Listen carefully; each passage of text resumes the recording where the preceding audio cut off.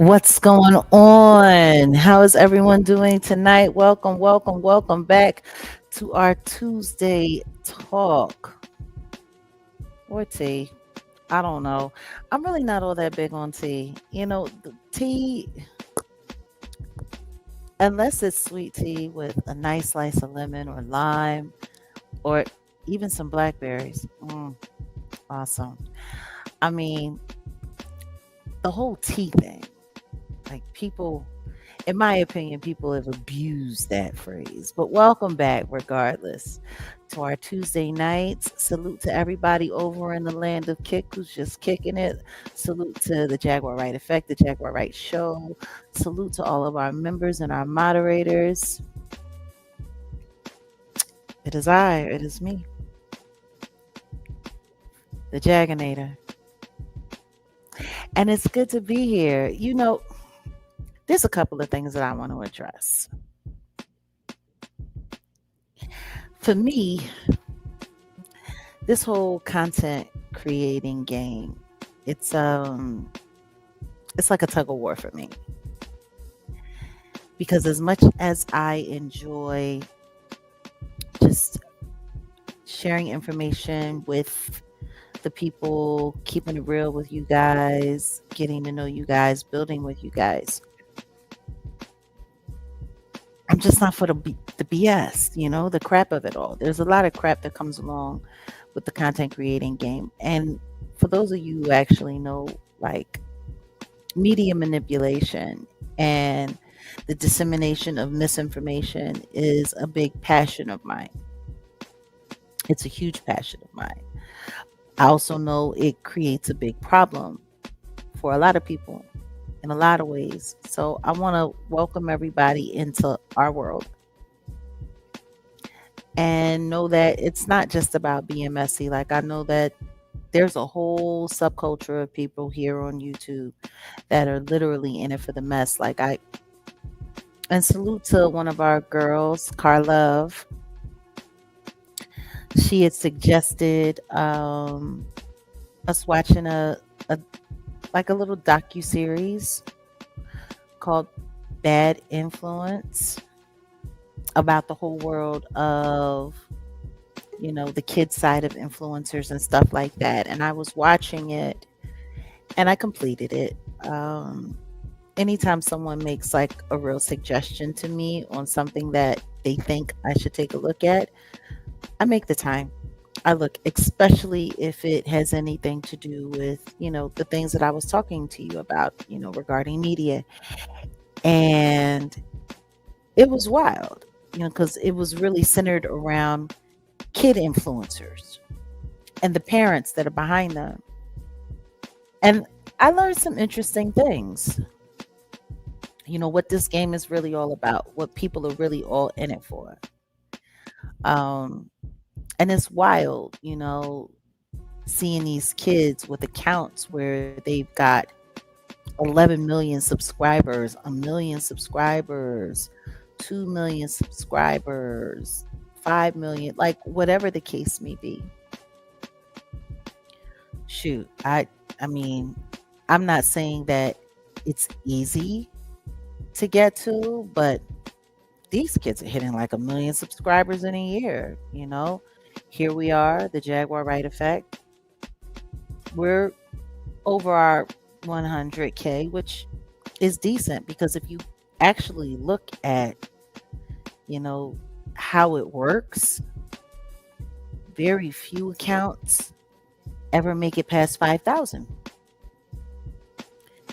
And for a lot of people, it's taken years to even make it to 100K. So I was grateful that we did it in a year, especially when I know all of the pushback that, my platform and my content gets. But I think, there's just certain things that you have to take into consideration. So I was looking at how these kids were growing their platform so fast. And it was just like, it was all about the ads, and it was all about, following trends. And I noticed that, like, YouTube, a lot of it, the algorithms are all based on trends. So if you become a trend, like me, I am an algorithm. I've been an algorithm. The difference between then and now is that now the algorithm isn't being controlled by outside forces. You know, whether or not you people know it or not, there's a whole tug of war right now over the Jaguar Wright algorithm. So I'm sitting there and I'm looking at these kids, and like all of their content was based around, you know, like kid stuff and pushing kid products. The kids were wearing the clothes that the advertisers were attaching their brands to, food, candy, you know. And then they started doing the crush content where they were having these kids staging these fake relationships where they were being paired together intentionally for content, coming up with names, coming up with hashtags, you know, them adding their names together, staged kisses, staged, you know, stuff that they were doing these staged prank videos where they were going through these real elaborate stunts where either someone had gotten severely injured and they literally like hired an ambulance to pretend, you know, that they were taking these kids to the hospital, or staged arrest where they were hiring like fake cops or off-duty cops or something to come and like arrest the kids so that they could like make the other kids like, oh my god, oh, and the parents, and you know, even listening to the parents who were, you know, going along with this for these kids. You know, it's so funny. I kept noticing there was like a certain theme, a certain trend that all of the parents kept saying, because apparently, and it was centered around, I don't know if you guys have ever heard of her. I haven't. But her name was Piper Raquel. That's the name that she, you know, her name. And her mom's name was Tiffany. And there was a boyfriend who was a lot younger than her mom who filmed all the content. It was very, very, very interesting. Yeah, but it's called Bad Influence. You can go check it out for yourself. But it was this whole big lawsuit. And it took them to get the lawsuit to demonetize, because apparently all of the children were saying that they were being exploited and that they were being SA harassed. Yeah, it was really wild. And all of the parents were like, oh, well, you know, Tiffany told us this, and our kids wanted to keep making content together, and they had their own channels. And then when they left, all of their channels got attacked and whoopty whoopty woo. And it was crazy because, like, apparently the second that they left, it was something that they had called the squad. And once again, I'm going to bring this all in so people understand where I'm going with this. All of this based around YouTube trends. So they had the squad, and then the squad had the members, and then all of the members in the squad had their own offshoot channels, and then their channels grew because of being attached to the squad. But it was all built around this one girl, Piper Raquel, and she was the big fish, and she had the big number. Like, she had 11.9 million subscribers. So her ad revenue was insane. Like 11.9 million subs, her ad revenue was insane. They said this girl was earning up to like 500K a month on a great month. On a bad month, like 275, 350. That's how much this kid was generating on YouTube. Um, a kid. So all of the people that were in her squad were, they was making a little bit of money. 30K a month, 40K a month, 100K a month. They had 500,000 subscribers, a million subscribers, but it was all built. And when you look at it, it's like a pyramid scheme. It's like a pyramid scheme. You have the one at the top who's getting all of the big bread, and then you have the ones that are closest, that are most affiliated, then next, and then down, down, down. And I'm thinking to myself, oh, so they're a sector. Like, I don't know if you guys hear about it, but they have these things that they call sectors here on YouTube. So these kids were their own sector. They were the Piper Raquel sector. And they called themselves the squad. And the second that they left, all of their platforms got attacked, like immediately. All of their videos were mass reported for violations, for things that, they weren't even doing.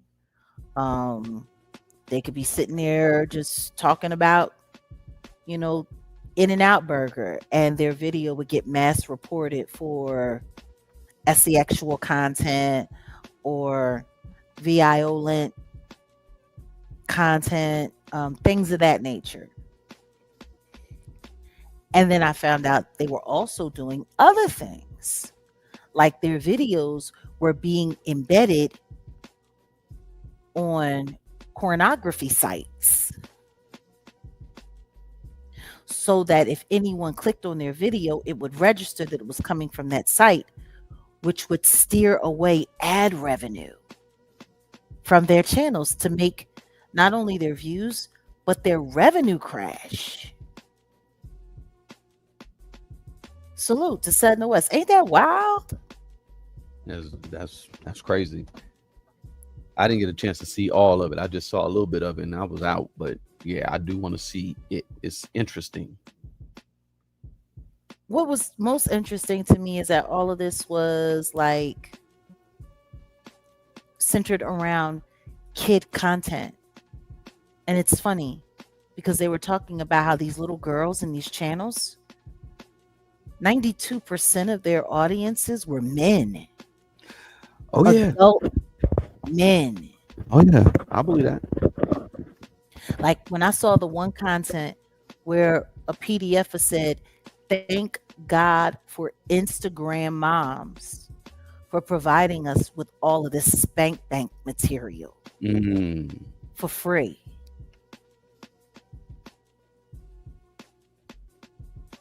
And the little girl Piper is still online. They settled the lawsuit. She's still online. And now that she's 15, 16, she's doing, slightly risque stuff. She's half dressed. Oh, makeup. I see where this is headed. And yeah, I'm sure she's gonna end up just like little Tay Tay. Yeah. Mm-hmm. I bet you her 18th birthday, she gonna be on OnlyFans getting bust down. Yep. Sold to the highest bidder. And her mom is running the whole thing.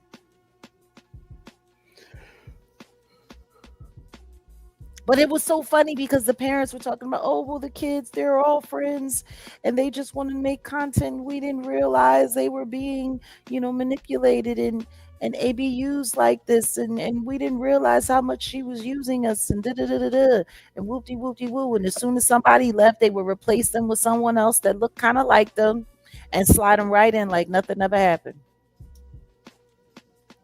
Like this chick was running around calling the little girls disrespectful BIs and you're an ungrateful this and an ungrateful that. She was doing this with her own nieces and nephews, and then they had the daughter. They said the daughter she had her trained. But she started her out in pageants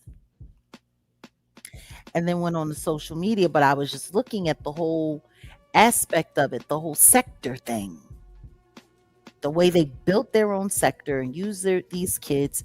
And the parents was, just sitting by. The one woman, her and her husband ended up getting divorced, and she got pushed out of her kid's life because she was trying to snatch her son out because she saw how harmful it was.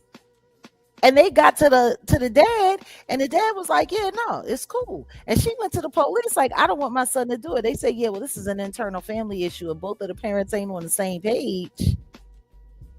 Mm. Ain't nothing we could do about it." So she filed for divorce so that she could get custody of her kid, and then somehow she didn't get custody of her kid, and she got kicked out of her kid's life. Mm. What I thought interesting though about that documentary is that nobody was being honest about the fact that what it was all about was the money. That's why they let their kids stay there. That's why they kept encouraging what they were encouraging. It was the money. Millions of dollars were being generated, and their children was making money hand over fist. I mean, what parent wouldn't want their children, to be able to bring in $50,000 a month, even $25,000 a month? That changes everything. Like the girl Piper and her mom, like they had a cat obsession. They had like 70 cats in the house, and they was spending like $20,000 a month on cat food. Cat Wow. food. Wow. Like, huh? And there was some other stuff going on, but apparently the mother was mailing, worn underwear from her little daughter and shipping it off to male fans who were posing as female fans. There was this man that they was talking about who went by the name Megan or something like that. Hmm. But they all knew that he was an older guy, and he was just sending them bags and sending them gifts, and they were, "Thank you, Megan. Thank you so much." But they all knew it was an old man. Like sending Gucci bags or Louis Vuitton bags, stuff like that, and buying all kinds of toys and doing all kinds of stuff and saying, "Hey, are you guys gonna make out today?" The little kids. Like, it's Hmm. crazy that all of this is happening on YouTube. And it took the lawsuit to go public for them to demonetize the platform. And then she just left and went to another platform. And now she's hustling, light corn. This kid's been online her whole life. So yeah, it makes me wonder. And part of the reason why I'm bringing this up is because when you listen to the system of how they attack platforms, it's systematic. I wonder if any of my videos have been embedded in explicit sites that would hurt my views. Because, like, it's crazy. Like, we'll have, we'll be doing good and people will be coming through. Like, unless I am forcing engagement and making sure that I post on all of my platforms that we're going live, like, our lives will be going pretty okay. Our numbers will be going pretty okay. And then the next thing you know, we talk about something that maybe people don't like or people don't want us talking about. And then boom, our videos start getting reported. Mm-hmm. So what I'm going to ask for everyone who's a member of this platform, like, it's crazy that we have as many members as we have. And our views while we're live are less than our membership. That's wild. So what I am going to ask is that everybody, when you see if your matter of fact, just check your notifications because they're unsubscribing people again. I know that there were people that had to re-up on their membership because they got bumped out of their membership. I don't know why there are entities on this app that are so invested in tanking our platform, but apparently this is just something that happens. This is something that's allowed to happen. Unless you're a part of one of these sectors, unless you're a part of one of these squads, you're a victim. Or at least they try to turn your platform into, a victim. Like you got crews that are running around here hunting their competition or hunting content that they can exploit. And it was just wild looking at it. Like, and to know that they're doing this even in the kid sectors. Interesting. All for ad revenue. But yeah, I just wanted to open up by saying that anytime you see it, make sure your notifications are on. If you're unsubscribed, please resubscribe. And don't forget, if you are a real supporter of this platform, share. Because sometimes, for whatever reason, our content, our notifications don't go out. But for everyone who's following us, who's, subscribed or who's a member, the more you share, the more it helps make sure that our algorithm doesn't go unnoticed. It helps. Like, it's so funny looking at Don Lemon and listening to him. Please, guys, please like, please share. Please, like he's saying it. He has over 1 million subscribers over there. And it took him about a year or so, but that makes sense considering who he is and his media background. He comes from CNN. I was surprised it took him as long as it did. But then again, when I'm looking at who he's consorting with, I'm not so surprised. Because I've been doing a little research and I've been watching these different squads or sectors and who's a part of them and who's all in them. What's real engagement? What's not? It's crazy because you'll literally have like 10 or 15 different content creators that all get together and work together as a team. And they'll push narratives, they'll push stories, they'll bounce back and forth. They'll build their audiences and they'll get audiences to go back and forth. Like I'm looking at everything that's going on now with Officer Tatum. Like the way they're pushing this is interesting. A lot of engagement around the taters. And now, did you hear Taters he made himself a video and it said and declared that he's helping those boys who are being unfairly accused of what they didn't do. And he's now sharing their GoFundMes and getting his multi-million subscriber platform to donate to these kids. Like these kids are like raising like like $100,000 in 2 days. I wish, man, like I don't know, do we gotta get in on this whole scam culture? Because we have a genuine and honest platform. We have genuine and honest content. We have a real GoFundMe that we're raising. We have a real nonprofit that we're trying to engage our network. Like I was literally thinking to myself the other day, like we do a little fundraising here, do a little fundraising there, but there's something off with someone like me after everything that I've been through and everything that people know about me, to just not be able to share 300 and some odd thousand followers on Instagram, almost 400, like 400 and some odd thousand followers on TikTok. Right there, that's three-quarter of a million people.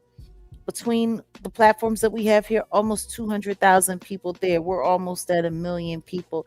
And then you throw in the people from Facebook, even though I don't be over there anymore. And if you throw in the people from, we're talking about at least a million people, and I can't get each one of them to just donate $1. I'm good enough to follow, but I'm not good enough to support. But we got all of these frauds that sit online grifting money every day. It's wild. It's really wild. But I get it. I get it. People want the mess. They want to be in on the shit show. And that's what they pay for. They don't pay for real content. They pay to be entertained by a bunch of monkeys who like playing monkey games. And throwing monkey shit. And they want, for the most part, yeah, they want to be caught up in drama, and they want to. It's sad. It's like a soap opera, I would say, real life soap opera. And it's funny because when I think about my life on YouTube, me engaging with this platform, people were so much more willing to donate when I was being gaslit, when my life was being infiltrated, than they are now. Like it was wild bumping into someone. Oh my God, yeah, girl, I know you and your crazy ass. What makes me crazy?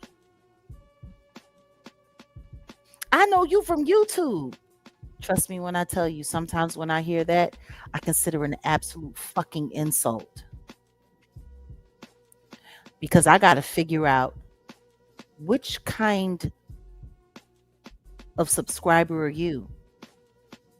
Were you the one that was rooting for me to be doxxed for your entertainment? Were you a part of that? Like, were you the one who like going from content creator to content creator to see if I'm going to respond to or who I'm going to do this and who I'm going to do that?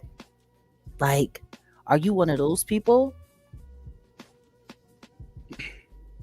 Or are you one of the people that are sticking around because you actually believe and you really do support and you want to be a part of seeing us get to the other side of exposing the bullshit and getting to what's real? Like it's wild because it's pretty much that kind of divide.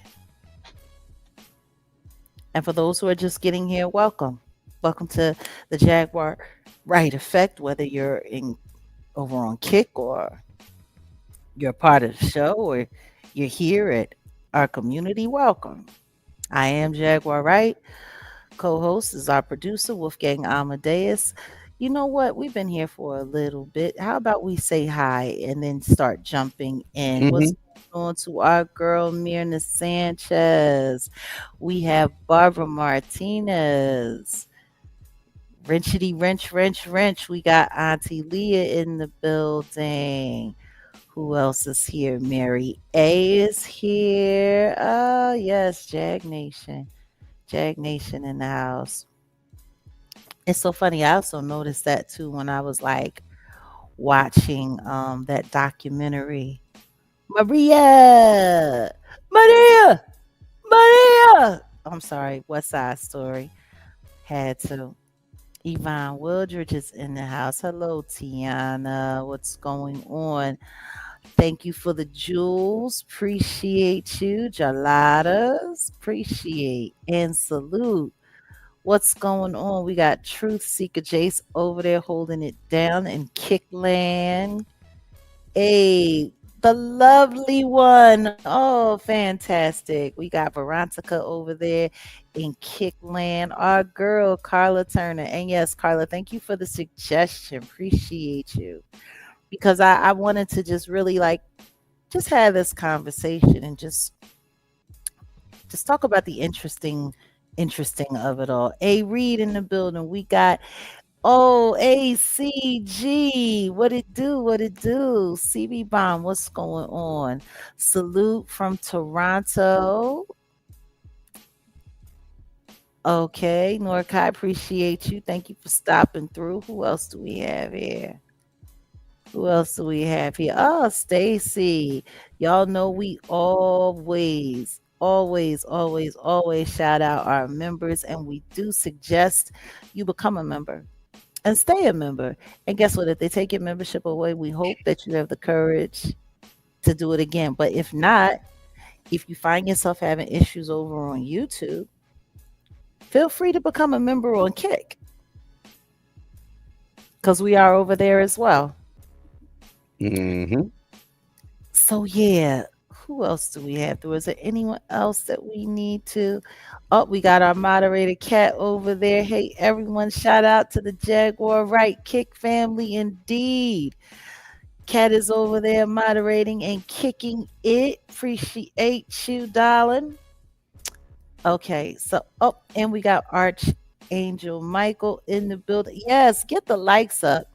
You know, when I'm in StreamYard, I can't see where the likes are or what the likes are doing. But I'm gonna tell you something right now.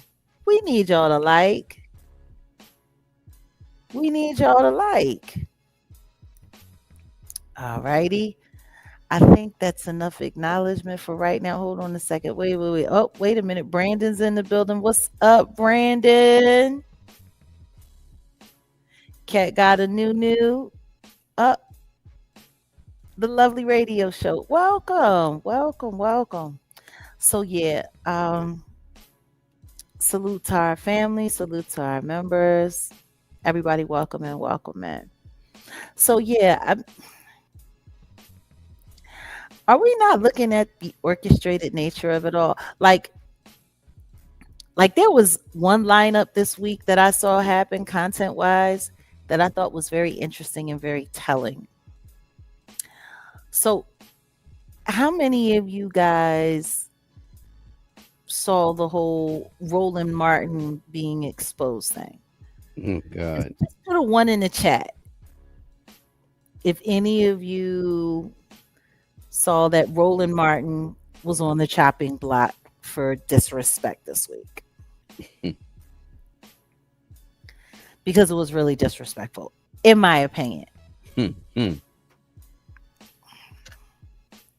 You saw a post but not a video? Okay. And I want to tell you guys something. I do not encourage you to invest any time or any energy into any of this. Because in all honesty, it's nothing but a ploy.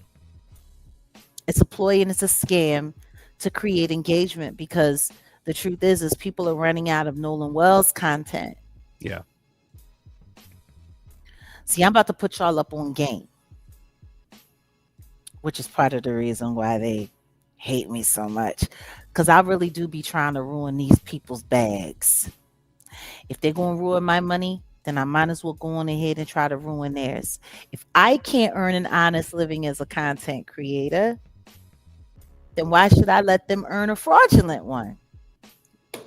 So, here we go.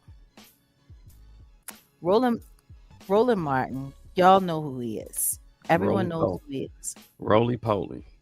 He is, I guess we could call him a political pundit, right? Something like that.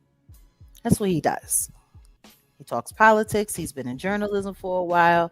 He's creating content. He has pretty lucrative platform base, I would say. And the one thing that I will be honest about, when I think of Roland Martin, the one thing that I'm not thinking about is him intimately, or even being curious about him and his intimacies. I'm not interested in knowing what he does with his wife, and I'm definitely not interested in knowing what he does with the people that he creep with on his wife. I know he's a half a hobbit.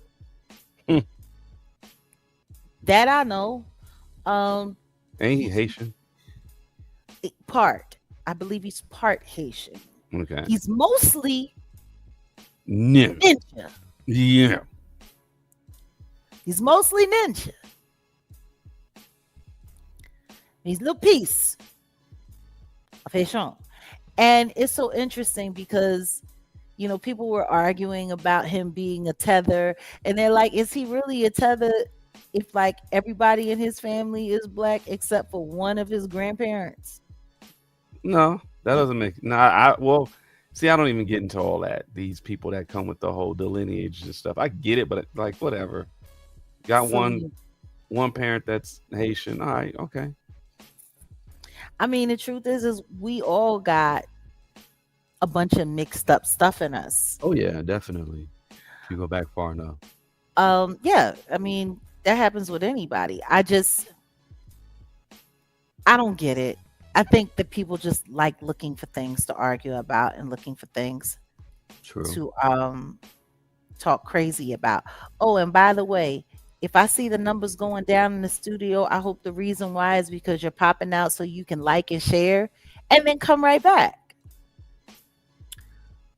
So, like I was saying, Roland Martin, apparently now the streets are so like skimpy with content for people to make money off of and to exploit for AdSense dollars, that they've decided that we need to know that Roland Martin likes to be finger banged Oh Lord. in his booty ska. Oh Lord. I don't know why we need to know that.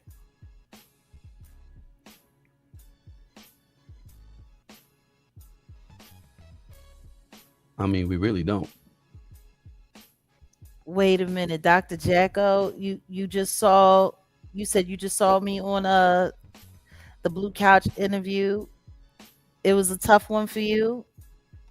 You're a strong soul. I'm a strong soul. Well, thank you, Dr. Jacko. I appreciate that. I hope it wasn't tough because you had a problem with what I was saying. I hope it was tough because I was pointing out some very real truths that a lot of people don't like to acknowledge or discuss. Um, like at the end of the day, I don't think it's journalism or content to expose every aspect of someone's intimacy and think that, like, ooh, breaking news, he gets his ass broken into. Like, I don't. Now, it was a woman and she looked like half a midget her damn self. Actually, she looked like a whole midget. And people were, you know, what are you saying, Dr. Jacko? I'm sorry. He says, no, you were 100% right with everything in that interview. Well, I appreciate you seeing my point of view. Appreciate that. And for those who haven't seen it, feel free. Um, but I'm just trying to figure out when humiliation rituals became what's considered viral content. But the thing is the story isn't even viral. It doesn't even like really track, which is why they had a certain group of content creators pushing it. Like I was just saying about the content with those kids and how they were doing it. It starts in one place and then they metastasize and seed the story out to multiple content creators to make it a thing. So it's forced into your algorithms and they are able to get the views, which in turns hopefully encourages subscribership, which leads to ad revenue. So this week, Roland Martin was like a half a welfare check. Hmm.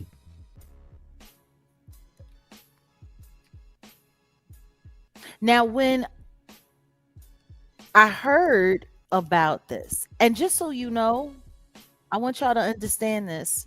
Just because I watch content or might be subscribed to a certain channel, it doesn't mean that I agree with it. It doesn't mean that I'm a fan of it.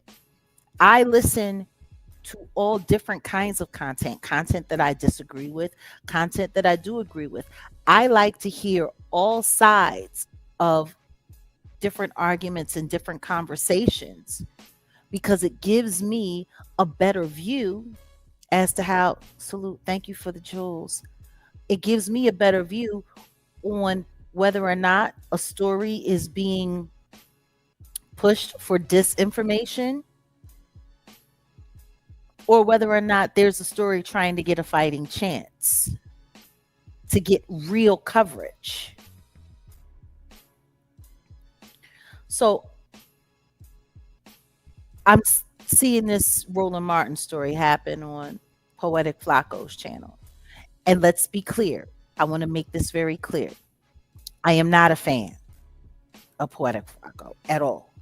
Most of the stuff that he does, I don't even agree with. I think, salute, thank you for the gems. Most of the stuff that I wasn't so sure. I knew he was coming from No Jumper, but I have a better understanding of the network he's involved in now. So apparently, whoever this side chick is reached out to WAC 100. King of disseminating all kinds of interesting, unruly, disgusting content on people. Like, I still don't even understand how an ex-con considers this like a worthy career. Pretty much being a chatty patty and worried about what happens in everybody's draws. Like, maybe we should talk about that one day. Oh yeah. What kind of grown ass man spends his whole life worrying about what's happening in everybody else's draws? And why do people come to you with this information constantly? Hmm. So, anyway, this girl or this woman, whatever she may be, who's, I mean, she a ratchet. Like, she a midget. She real small. You can tell, like, she got them short, them arms and the real oversized legs and the real oversized booty and all of that. She's always half dressed, taking pictures of herself, taking pictures of her butt. Like, all of her pictures of are like from the back. Like, so anywho's in she goes to WAC 100. She's like, well, someone on her behalf, her representative. Like, how does this chick get a representative? I don't know. But she goes to WAC 100 and is like, yeah, I got video, I got images, I got this, I got that. She gives it to WAC 100. WAC 100 then shares it with Poetic Flacco, to which Poetic Flacco watches it, consumes it, and then tells everybody what he saw on it. He got into very big detail about the size of Mr. Martin's genitalia Oh God. and how it is. What did he say? I didn't know God made the pee-pee-ska that small. He literally said there has to be something wrong with him. It was the same thing with the diddler. But this is now like the fourth man I've heard him critique the size of his pee-pee-ska. And I'm just trying to figure out, like, yo, Flacco, do you want to tell us something? Like, you know all about the size of Adam 22 Schlong because you were quick to let everybody know that he ain't got it packing like that to keep his trick hoe wife away from that big black man and his big, you know, his work.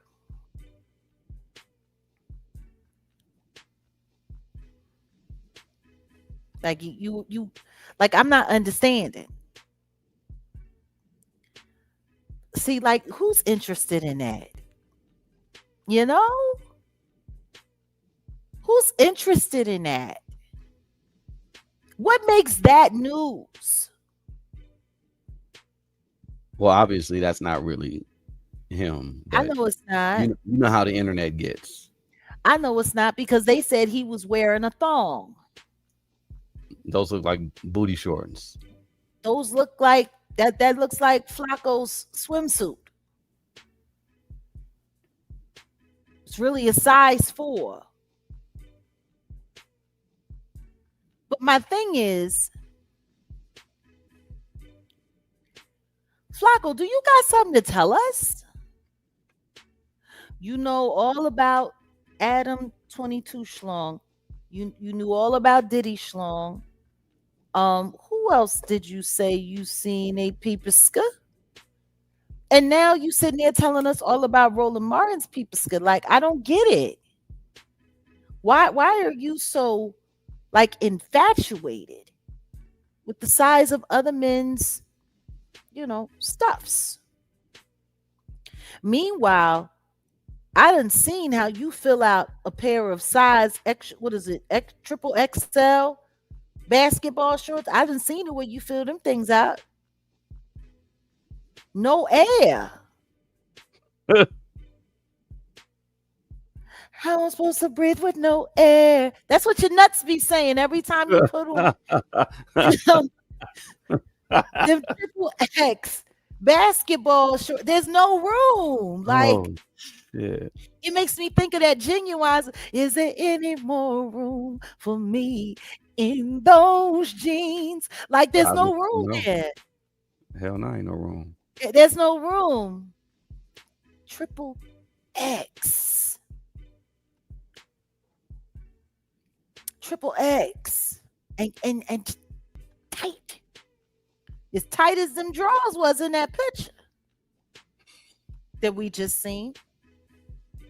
Basketball shorts. My point is, what I do know about oversized men, usually when you got as much belly as you got, it sucks up all of your peepeeska.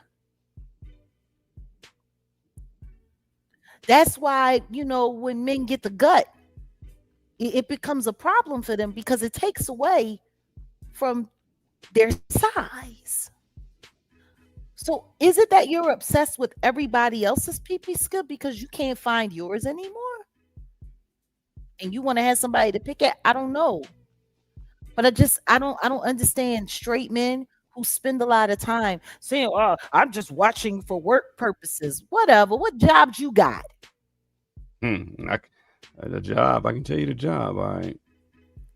I don't know what you sitting around eyeing up everybody's schlong has to do with content creating. But I guess you needed to authenticate your insults. I don't know. Whatever the case may be, you made it very clear. And guess what he said?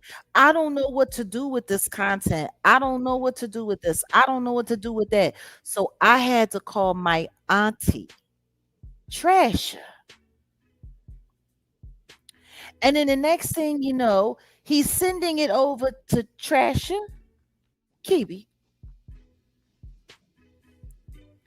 And then she just read an expose on it yesterday. So the Roland Martin story went from whack to flack to big back. Hmm. And then somewhere along the way, O'Shea Duke Jackson decided to jump in and share some of the content. He actually shared Flacco's video when just 2-3 weeks ago He was exposing him as a whole scam artist, turned him into content, made about a good 15 videos, and apparently has now taken them all down, made peace. I thought they had beef. Yeah, instead they just had a barbecue. Hmm. Somebody got cooked. I Hmm. guess a nigga apologizing. Anywho, I'm sitting here looking at how they filled the story out. Okay. See, it started with Whack 100, and then he disseminated the information, and then another content creator who's making his way to 500,000 subscribers shared it with somebody who has 1 million subscribers. And you know, the first thing that came to my mind when I started hearing about all of this traveling with Roland Martin's intimate stuff that was given to them by clearly a disgruntled lover? Revenge corn.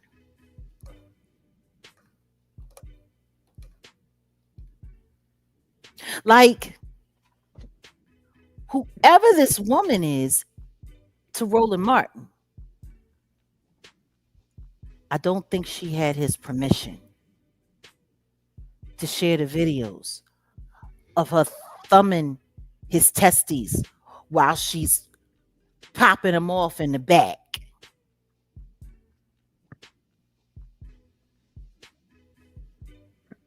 I haven't seen it. That's what was described. That she was popping him off in the back and rubbing him, laying in between while he's spread out like Jiffy peanut butter, banging his head on the headboard.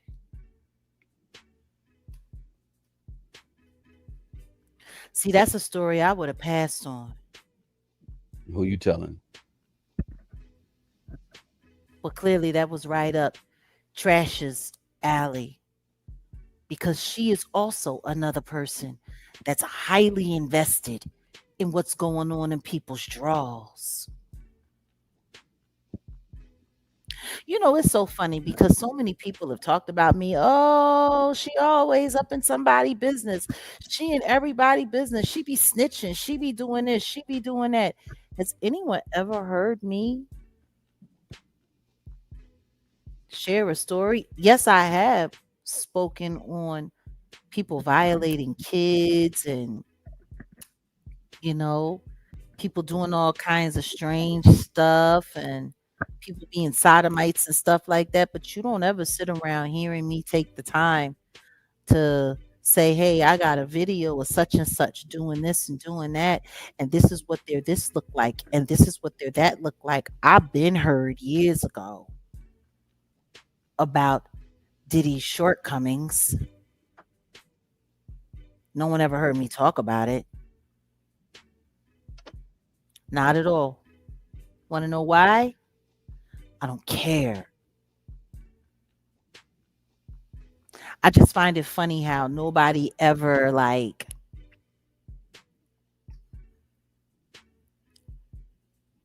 ever calls these people out for how weird they are, for all the stuff that they're interested in. Roland Martin is not a favorite of mine. I do not agree with a lot of the things that he say, but the idea of me trying to find a way to humiliate him for a couple bucks, hoping to create a viral story is crazy to me. I mean, some of these people have no integrity. Now, there's just certain things where journalism doesn't really cross the line. Like, for instance, when again, I always talk about when I produced the documentary on the Madonna stalker. Hmm. Now, I had spoke to a bunch of UK journalists who, you know, I was trying to basically get some help with the story, and they were Mhm. willing to talk about this guy. But in the UK, I didn't know. They said it was a rule where it's like not a rule, but they just said, well, we'll talk all kind of shit about the British. Anybody who's a British citizen, they're gonna talk all type of shit. But they Yeah. said Americans, they really don't go in that hard, or they don't talk crap about Americans like that. I mean, I think they may have, talked about Madonna, you know, of course Michael Jackson, but they just have a rule where it's like they're not gonna go that deep. Some of these people who are over here now, especially quote unquote disseminating news and they're so-called journalists, they have no shame. They will talk about anything. And this to me is it's not news. Okay, well, okay, if you want to talk about him having what extramarital affairs, okay, I get that. But Well, if you're talking about finding a way to expose his lack of credibility in some era or in some area, if you want to show that, he's hypocritical because he's making accusations about someone else, and meanwhile he's doing that. Like, that's the thing. You've never heard me expose anything just for the purpose of exposing it. right, If people are being pedestaled and being praised for their decency or their good character or good moral standing, and are running around like judging and pointing at other people, and I know that to be a lie, then I'm going to point it out, and I'm going to be very candid about why. But you're not going to see me doing a 10-part series on, all of the stuff that they're doing and how they're doing it. That I don't find that interesting. I also don't find it news. Like, when people start getting down in the gutter, it's because they don't have anything else of merit to talk about. That's what I've learned. When people go that low, it's because they don't got nothing else to talk about. But back to my point, yes, and they do it all for $1. But back to my point, this woman, without Roland Martin's approval or consent, gave explicit, intimate footage to Whack 100 so that he would expose it. right. Then Whack 100 passed it off to Frederick Jalla. Oh, Freaky Fred. Then Frederick Jalla passed it off to Trasher Kibi.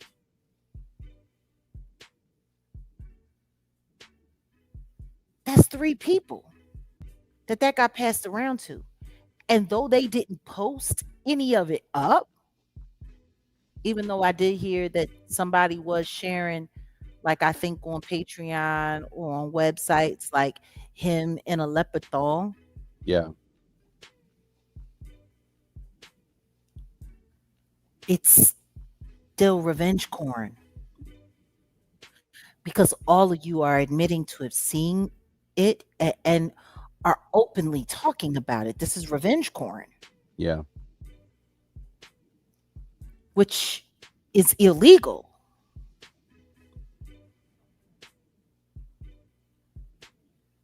Her name is Shakola, by the way. Didn't I tell you it's some ghetto foolishness? Now, Shakola. what kind of what your parents naming you Chicago? They got to explain why. I Why? just want to know, why did old Two Fingers run it to Three Finger? I know.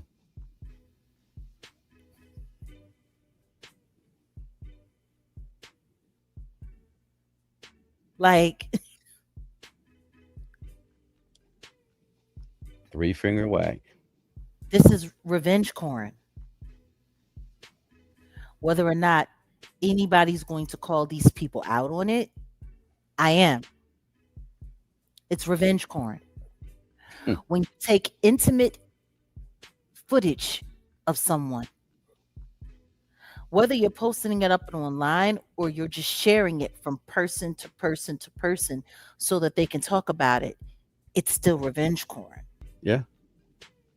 Trasha K got on her socials and lied and said that Roland Martin confirmed, when the truth is what Roland Martin and his team said was that he was being extorted, and that anybody who ran with that footage would be sued. But it's still revenge porn. It is. Still. And all of you are participating in it. Correct. That's the statute. Whether you post it up online or all of you are just disseminating it amongst yourselves and talking about it, it's still revenge porn. That's how bad content is. That's how tight it is on the content that y'all got to do that.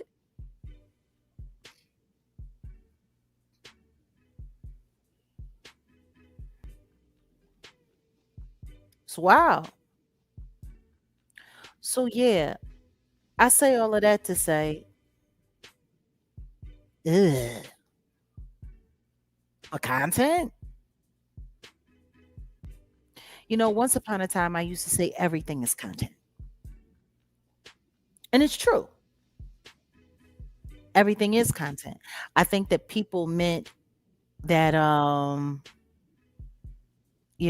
think they thought when I said that I was glorifying it or co-signing it in some way. No, I was acknowledging it. People will make anything content. Like that one-eyed freak sat Uh-huh. there and said that if you hear I've passed away, make sure you go to my funeral and get a picture of my corpse and put it online and go viral with it because it's content.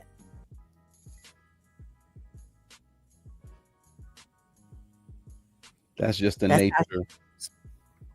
how That's the nature of the environment where he's coming from. He's literally saying, you know, I mean, dead body, y'all vultures come get it, or have no shame. I mean, because there's some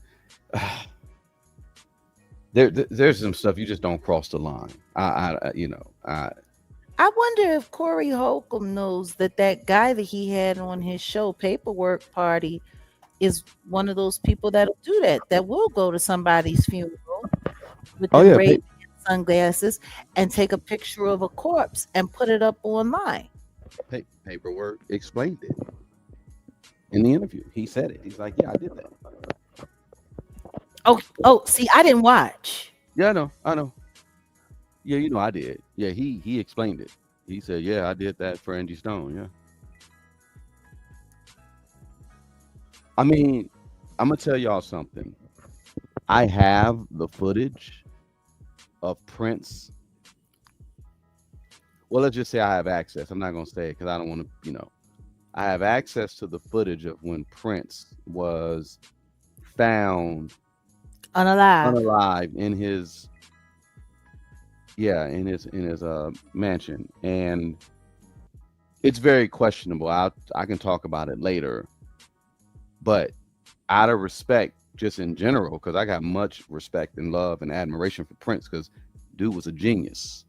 I would not ever post that. Like if I had it, I mean, I'm pretty sure. I don't know if anyone's because it's okay. So It in did the make it up online. It was online for about 48 hours, and and then then they got rid of it. Okay. yeah, Yeah. the estate came Yeah. after it, and they Yeah. had to take it down. Okay. But Okay. regardless of what, him in his most 333 in the room, him in his most vulnerable state, like, That ain't cool. thank you for the gift. Um, Yeah, not necessary. I wouldn't have wanted to see a picture of Michael Jackson. You Yeah. know, it was disgusting because when Malik B passed away, Hmm. the woman that was with him, she took pictures of his corpse and tried to sell them. That's see, there's a special place in hell for people like that.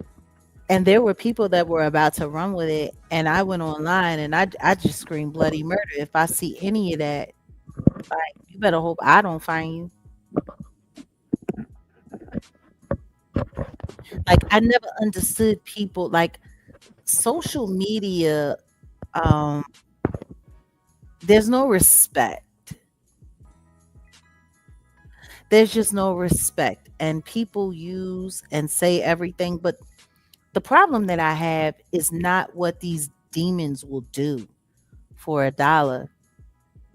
It's the reality that there are people who wanna watch it. Because the truth is, if you want these people to stop doing the stuff that they're doing, it's real simple. Don't watch. Without engagement, without views, there's no ad revenue. Right. And they're going to only talk about the things that are going to make them money. If you stop paying attention to what they're doing, if you stop giving them a view, if you don't talk about it, if you don't share it, it dries up. You know, I think the biggest problem that I have when it comes to Chucky White Hmm. is, oh, Charlie, Mr. Charlie. Um, the biggest problem that I have with him is that he knows how much people love trash. He knows it. Like, this ain't nothing but a snitch bitch who would do anything to stay out of lockup.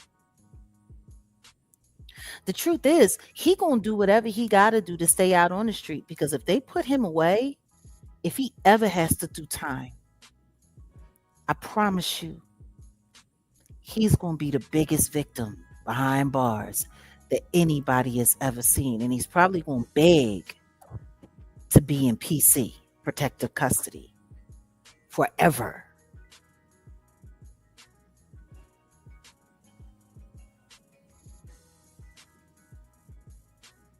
Yeah, y'all. There's more of this coming soon. I feel I'm feeling inspired. Jack Quilla cussing him out. Yeah. Cause see, I think I mean there's an idea coming, but we'll and it's coming. I mean, Well, do we want to get into ooh, do you want to get into the since you're talking about that unfortunate fella, yeah, you want to pivot and get into that? Okay. absolutely. Stop sharing revenge corn for content. Moving right along. They said they need a series. Mm-hmm. I could do it. We could I think the Adventures of Jack Quilla will be something that we could exercise and think about. But right now, number one on the docket when it comes to this uckery online, let's just say it. Um Snitch 9, yeah, I called him Snitch 9, and Mr. White, Chucky, they sat down Oh, for mm-hmm. yeah, they sat down for I guess a podcast. What is this called? One night. I wasn't too sure. I was looking for the remainder of this conversation that they were having, but this was a podcast that recently came out. I'm not sure when it was filmed, and it's Takashi 69. It's Charleston White, and they're talking like They're talking about snitches and rats. They're I'm they're sorry. they're literally sitting here talking about snitching and ratting and who ratted on who and why a lot of dudes in the industry basically turn on each other. It's over females. So they specifically started talking about Quavo and Offset. Mhm. I know you're familiar with, that whole little situation, that conundrum, because Yeah. you were talking about it like you've been talking about it. So they mad over Sweetie, but they not mad over Cardi? Because allegedly they all ran through that Dominican hoe. Yeah. Well, I can pause it. You can tell me when to stop, but let's listen to a piece of the audio of what they're talking about because I wanted to get your take on this. It's funny. It's like Sure. how a rat gonna call somebody else out for ratting. It's mind boggling. But take a listen. In my opinion, I see a rat, I see a Nutri-Rat. Look, two snitches and a snickerdoodle is what I say. Sweetie. That's why the Migos fell out. Is that real? Okay, once again. Now, let me say this. Let me say this. I ain't got nothing to do with it. So Charleston stepping out of this one too. I should already talk about you. All right, so listen to me. Pay grade. So listen to me. But people gonna try to joke about it and the Vader thing. Those are rats. The game is full of rats. If you sleep with your homie girl, that's rat material. Disloyal. Wait, You're telling me. Hold on. Okay. No, because But when I'm you curious, say why is this so popular? No. Well, all these niggas sleep with each other. Steiny. Well, people can hit on my girl too. Even my homies. Steiny, but listen to me. Right. When you join the streets, right? You sign up for loyalty, right? Yeah. All these street dudes got loyalty tatted. All these street dudes got integrity, principles, right? If that's your homie, why you sleep with his girl? Right? Oh. So people gonna And be like, fuck yo, all y'all trying to hit on my girl straight up. I'm not going on my rant. Then hitting me right now. People will make a joke. People will try to diss. These are facts, right? Charleston, when people go to jail, what happened? Nigga try to fuck your bitch. Why the Migos split? Why was Takeoff and Quavo riding around Dolly for so long? What did Offset do so harmful to not be part of Migos? They still not together till now, and they already lost Takeoff. Okay. All right. I don't.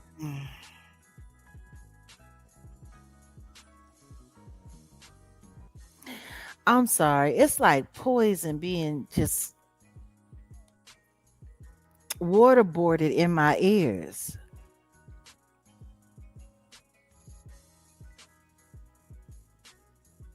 I hear you because to me, It's ridiculous. Exactly. It's more than It's ridiculous. ridiculous. It's ridiculous. It's ridiculous. It's everybody knows Rainbow Bright ain't nothing but a snitch. Everybody knows that. Everybody knows Rainbow Snitching Bright.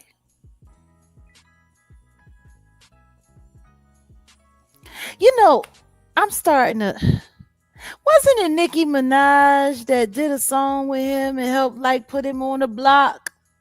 Oh, Wasn't that when he really like took off? No pun intended in the United States. Treyway.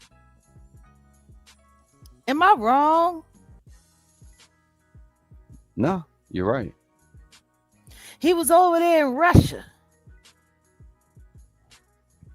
Sipping on white Russians. And look, nobody goes to jail as many times as he goes to jail and gets out as quickly as he gets out, other than Charleston White. Now, yo, the Diddy bitch. I know you're not talking. Like, I'm just trying to understand. The both of them get locked up. Mm-hmm. on numerous occasions for all kinds of heinous things. And then the next thing you know, within 24 to 72 hours, they back out on the street again like nothing happened. And guess what? The second that they get out, first thing they are is online talking shit about someone. Yeah. How is it not obvious what they are? You know what, Jag? Like I was telling you before, I'm West Coast. I'm gonna talk about West Coast artists, but did you hear me jump out of the window to talk about the YG situation? No, simply because I already knew something was up with that. I'm like, what? Uh-huh. I didn't hear you jump out of the window to talk about the Big U situation, like some fat boys who fill out triple X basketball shorts do. So And you actually have more right to talk about it than him. Because, like Glasses Malone said, the only reason he's got enough cachet to talk about gang relations and commentary is because they let him sit with them. they allow him, yes. And They validated him and his conversation. You actually grew up right in there. the neighborhood. Yeah, exactly. No cap, no lying. And shout out to Glasses. Glasses had to hit my line a couple of times. Well, once really, because I was dealing with an artist. That's a whole nother conversation. But Glasses is like, you could just say the ambassador, mayor of Watts. Shout out to him. And dude ain't got no reason to lie. So No, what he he's saying doesn't. is what he's Which saying is is very why interesting. which is why I don't understand why he ain't calling him out for being what he is. Because somebody is intelligent and is tapped in as Glasses Malone should know that Frederick Jolly ain't nothing but a snitch bitch. But then again, they was sitting over there at No Jumper. The No Jumpers headquarters. Now, let's call it that. Just like six, but back to what you were saying about Snitch 9, Charleston. This reminds me of when Adam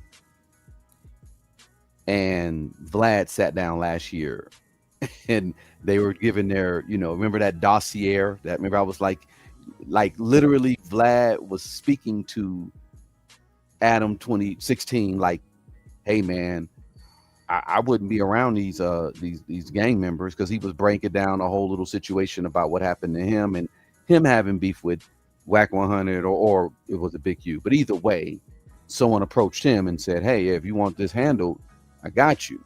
And he was like, nah, I'm a man, I can handle my own stuff.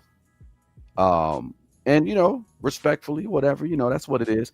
But I think he was low-key telling Adam, because I knew at the time that Adam had a bunch of them 40 Crips up there protecting them.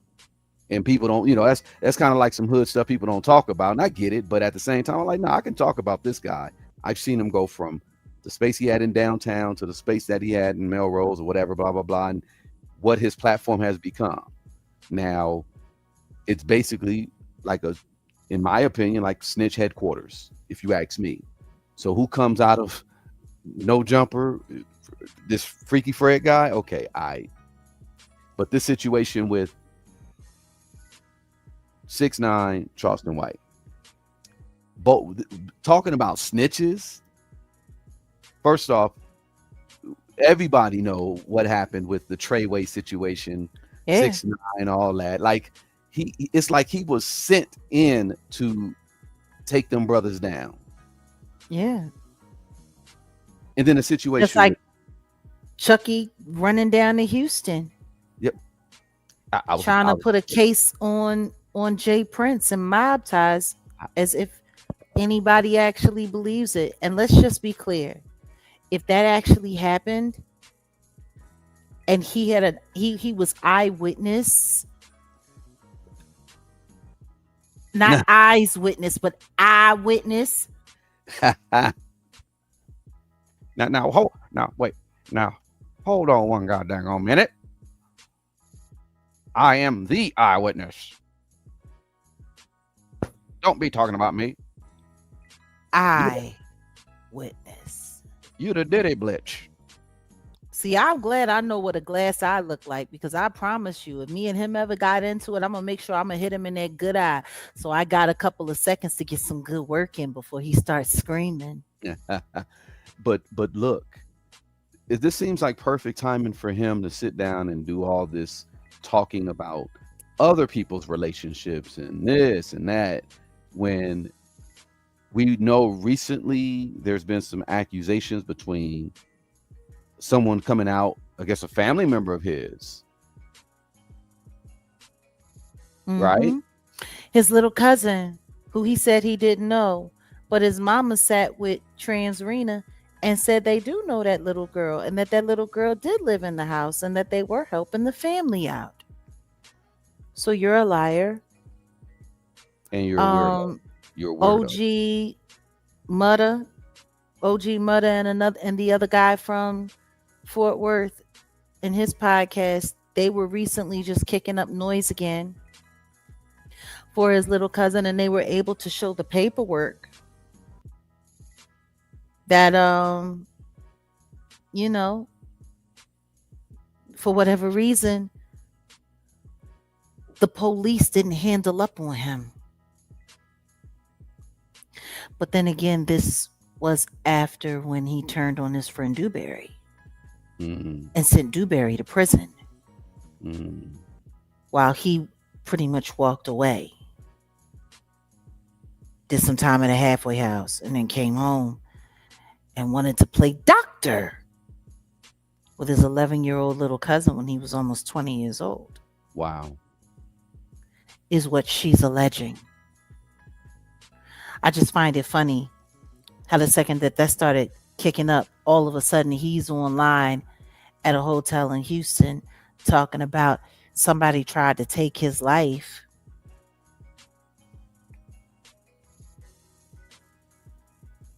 He's been trying to wipe the stench of these chomo accusations off with anything. He's jumping in, man. But the police, see, that's the issue that I have.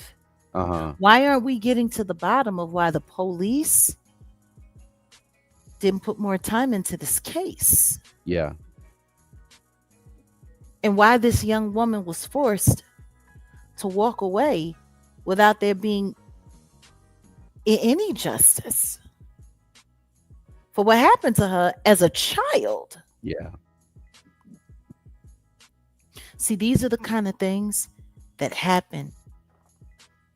These are the kind of breaks that confidential informants get.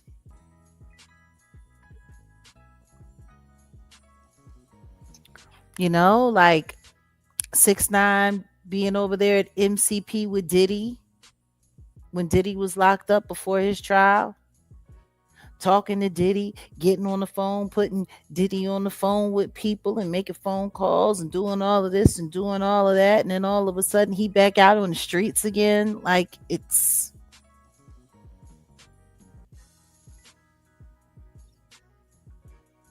strange why nobody questions any of this. But as far as them bringing up the Migos and talking about the Migos, like, please stop. Like, who cares? Who cares why they don't get along no more? And it ain't over no women. It's over money. That's the problem. It's over money. Quavo and Takeoff, they wanted Offset to come back so that they could make more money. Once they realized he wasn't, that's when they fought to get out of the contract so that they could go off and do their own thing and be able to make some money. Don't forget, they had just put out a project right before Takeoff passed away. Don't nobody talk about that project though. And it was good. It was good. I remember it. And I can't listen to it because it's right before he passed. It was a pretty good project. It came out and then he got taken out. It was definitely better than Offset's. But see, they needed him because he was the celebrity in their little crew. He was the Mike And Jackson. And he was married. Yeah, but not as talented. Right. Not as talented. Let's call him the Usher. Okay. It looks like it, but it really ain't like it. And the proximity to Cardi. Yeah.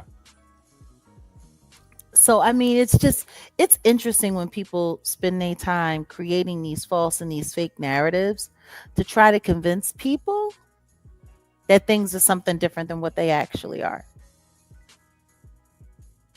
Don't nobody want to hear y'all talk about nobody relationships. I don't even understand why anybody listens to anything that they have to say, because they're both known and proven liars. Like, I'm still trying to understand, how did Charleston become qualified to talk about anything that happens in hip hop culture? In what world? Where is his proximity or his adjacency to hip hop? I mean, I have my theories, just like I talked about that big homie guy, and these people that just come out of nowhere to be known for, like the Charleston guy. Like, okay, so he's supposed to be a comedian, right? No comedy special, no real track record of being like in the comedy. He's so rich. He don't need. I've never seen a Charleston White comedy DVD. I've never seen YouTube feature any of his comedy shows. In my opinion, he's just as much a comedian as Vlad is a DJ.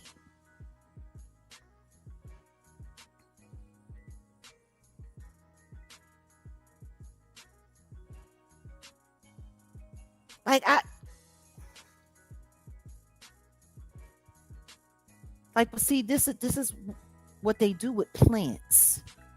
They give you a title.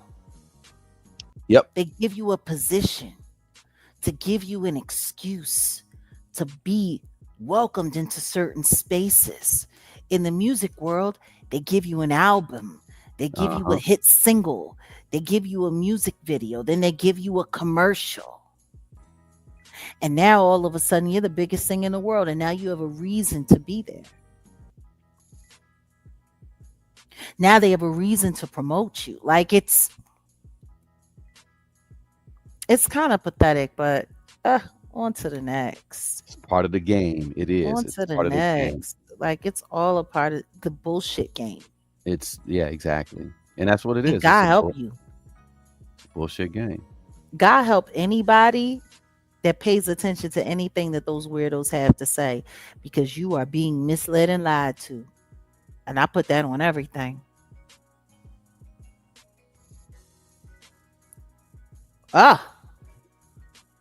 Speaking of being misled and lied to. Oh, Jesus. Now, I threw this up first because I was just like, this is Mr. Stephen Favors, or AKA Sydney Favors, with a picture of him with Nicki Minaj. She always co-signing some deviant weirdo trash. Like, she didn't catch as much slack as Chingy did, but I digress. But everybody knows what's been going on with this situation with Sydney Starr, who was on, what was the show on Zeus that she was known for? Baddies. Okay, yeah, Baddies. And yeah, there's been a whole bunch of salacious stuff. Now, I didn't do this.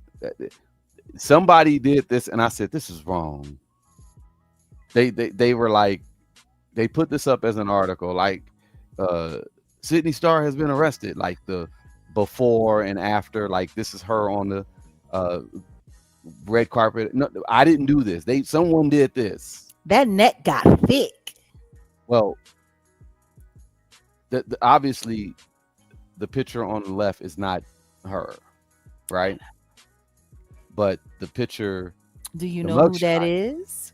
that looks like Eve. That's what I was about to ask you. Is that Eve? I don't think so. Who is that? I don't think that's Evelyn. Okay, but It kind of looks like Cynthia Bailey. oh, it does. See, that's sad. That is sad. They see. See, it wasn't just me that Some, thought that. see, black women. See, black women. Y'all got to start looking natural, because if you let Mr. Favors, that's what he looks like in his natural state with the mugshot right there. Um, but I digress. I'm not taking shots. I'm just, hey, look, karma's a beast, y'all. That's all I gotta say. But if you don't know, Sydney Starr has been arrested. You thought it was Tammy Roman. Tammy looks more feminine than. I mean, have you seen Tammy? Have you seen Tammy lately? Tammy is looking hard. Like she's ever since I don't know what kind of sickness she had, because she had gotten very, very, very thin. Well, she has some type of like body dysmorphia type of thing where something she's slim already, but she thinks she's fat. I think that's what she has, like some type of, yeah, that's what I'm told. But no, I haven't seen her lately. But if she is, that's kind of, No, it's just, I don't know. To me, like, women are spending too much time wearing like too much makeup. Like, you can't tell the difference between the transgenders and between the women anymore. Yeah, that's what I was about to say. Just be natural. Tammy has diabetes. I'm not sure. I maybe she does. I don't want to speak on her. I know she looks very, very, very thin, and she doesn't look well. She just, in my opinion, well, she doesn't look well. Prayers to her. But no, when our sisters just got it. They're not even just black women, white women too, because white women are looking like the Kardashians and they looking rough. Looking for fillers, getting all them fillers.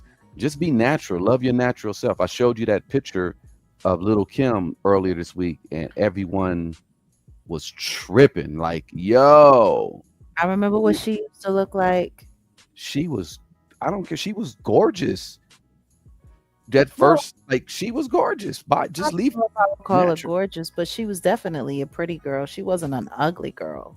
Jag, that's the natural hood beauty. Like, she was gorgeous. I guess. Was, I'm just not putting no dubs on it. I mean, you a man, so you can feel how you want to feel. I'm not girl standards. Girl standards. She was a pretty girl. I always thought she was a pretty girl. I never thought she was ugly. Okay, we could talk about, but Little Kim looked better to me than Foxy did, but I digress. Prettier than me. Yeah. See, that's the thing. I don't think, in my opinion, neither one of them. I think Kim was better looking. In my opinion, I thought she was prettier than Mary J. Blige. Yeah, she was. In my opinion, I thought she was. She was. But she didn't see herself that way. I know, that's the unfortunate thing. It's funny you just mentioned Tammy. Tammy didn't see herself as thin, but she was very slim. But she's like, oh, I look fat. No, you're fine. I'd been like, no, you're fine. You got to have people around you that are just going to keep it 100. Not when it comes to the industry. When it comes to the industry, their whole job is, I think, in my opinion, and y'all need to understand this, when it comes to Foxy Brown, when it comes to Inga Marchand, I know her real personality. So whatever she looks like on the outside, that's not what I see when I see her. Gotcha. I see who she is. I see what she is, and I know what she done. So, like, like, just as a person, she No. I hear you. You could have someone who was she sexy? Definitely. Was she sexy? Do I think she was prettier than Eve? No, I don't. No, no. I Okay. think that I think for in that era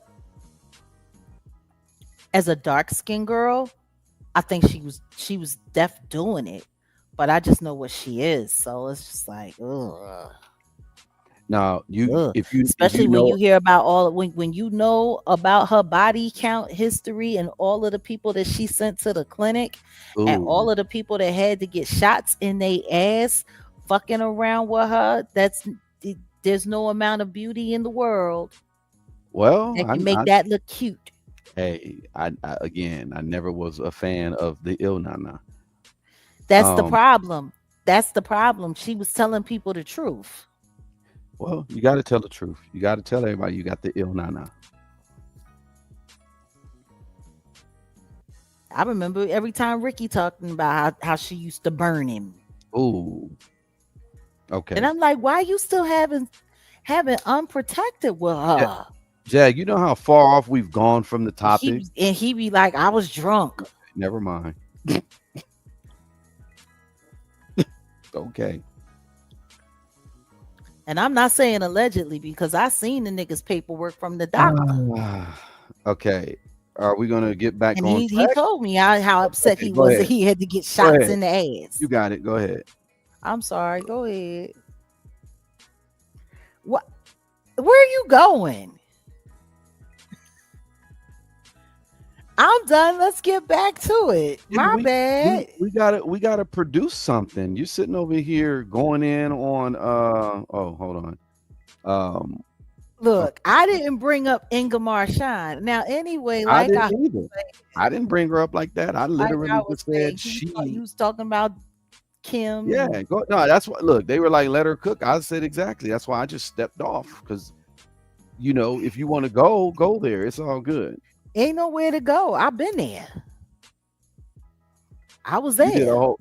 whole podcast. Y'all got to go check out the podcast where you went in on the whole story, and it was shocking to me. Yeah. Like, damn. Check out the Jaguar Wright Uncensored podcast when I talk about Ingemar Shine, Yeah. the incubus of viral vaginal plague. Now, Okay, so back to this individual, Sydney Starr, Sydney Starr. aka Stephen Favors. Steven, listen to me. Steven ain't doing nobody no favors. We trying to do some favors, but that's a whole nother conversation. And again, oh, wrong one. Did I add that? They are wrong for this because I said that's Eve or that looked like Eve, but now someone's saying that's probably Cynthia Bailey. They literally made it like you got to understand when media is clowning us. They're clowning black women right now.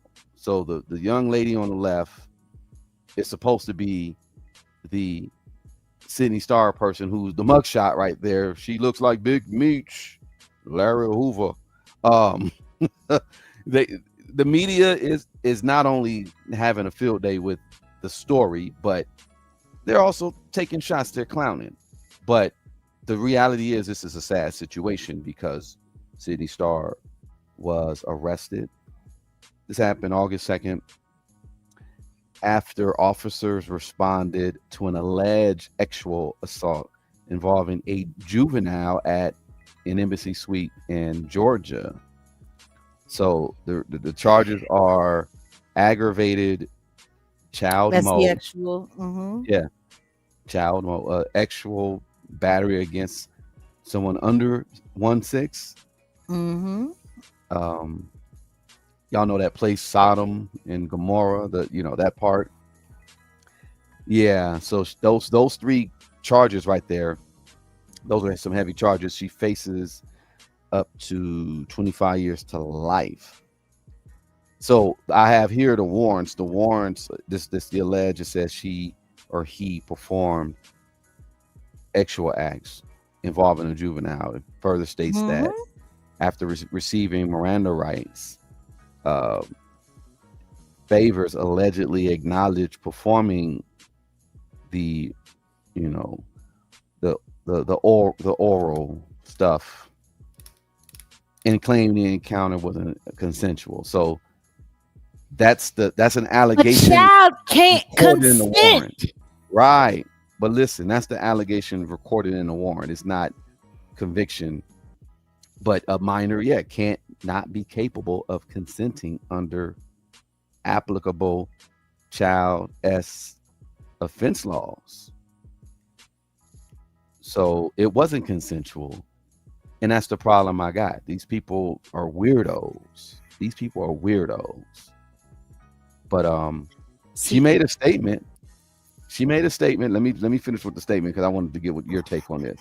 She said she denied the allegations. She said she intends to defend herself through the legal process and emphasized that accusations should not be treated as established facts. And her mom also described the accusations as out of character.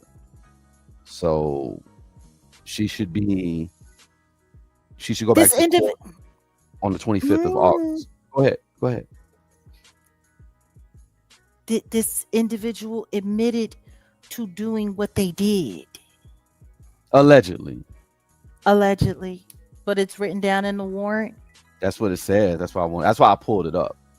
Like, and salute, thank you for the gift. I'm still trying to figure it out. Like, it's in the warrant that this person admitted to doing it. The mother is saying that this person, it's out of character for this person. Okay, you're the mom. What else are you gonna say? Oh yeah, my baby a whole pervert. My baby love gobbling up on some children. Like, why would you admit it? Why would you say that? Why would you agree to it? And even if you don't know the character of your child, 9 times out of 10, your child lied to you, and you're going to want to believe your child, because who would want to believe that their child is capable of doing stuff like that? I wonder. So as far as what the mama got to say, I don't want to hear nothing about what the mama got to say. It means nothing to me. I wonder where the father is, because I'm gonna tell y'all, probably long gone. That's what I was about to say. Look, they say mothers make the child feel better, and fathers make the child better. So if there was a father in this person's life, I'm sure there would be, I don't know, just and then the kids, like y'all said, protect the kids, man. Protect the kids. Let's start with first things first.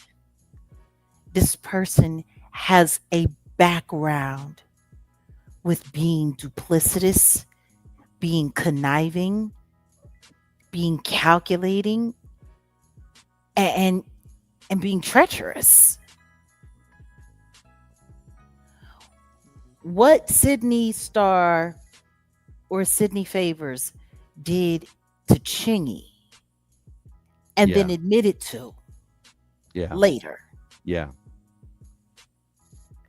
You take a picture with someone, then you intentionally lie to ruin their character, to mischaracter them, knowing that it's not true, and then you took the hype from that moment to build yourself up in the celebrity world.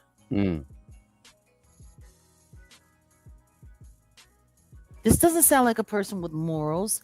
This doesn't sound like a person who cares about other people. This doesn't sound like a person who's decent in any way, shape, or form. This sounds like a person, this sounds like a person is willing to do anything and to do whatever they want to do, however they see fit.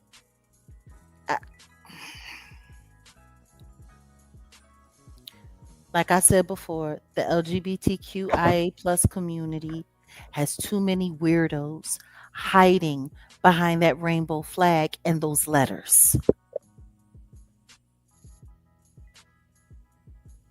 Too many. Meanwhile, you got Saucy Santana shaking and jiggling with Lizzo in a trending short, when just last week it was posted up that weirdo talking about kids wanna F me. Like, we're letting all of this slide.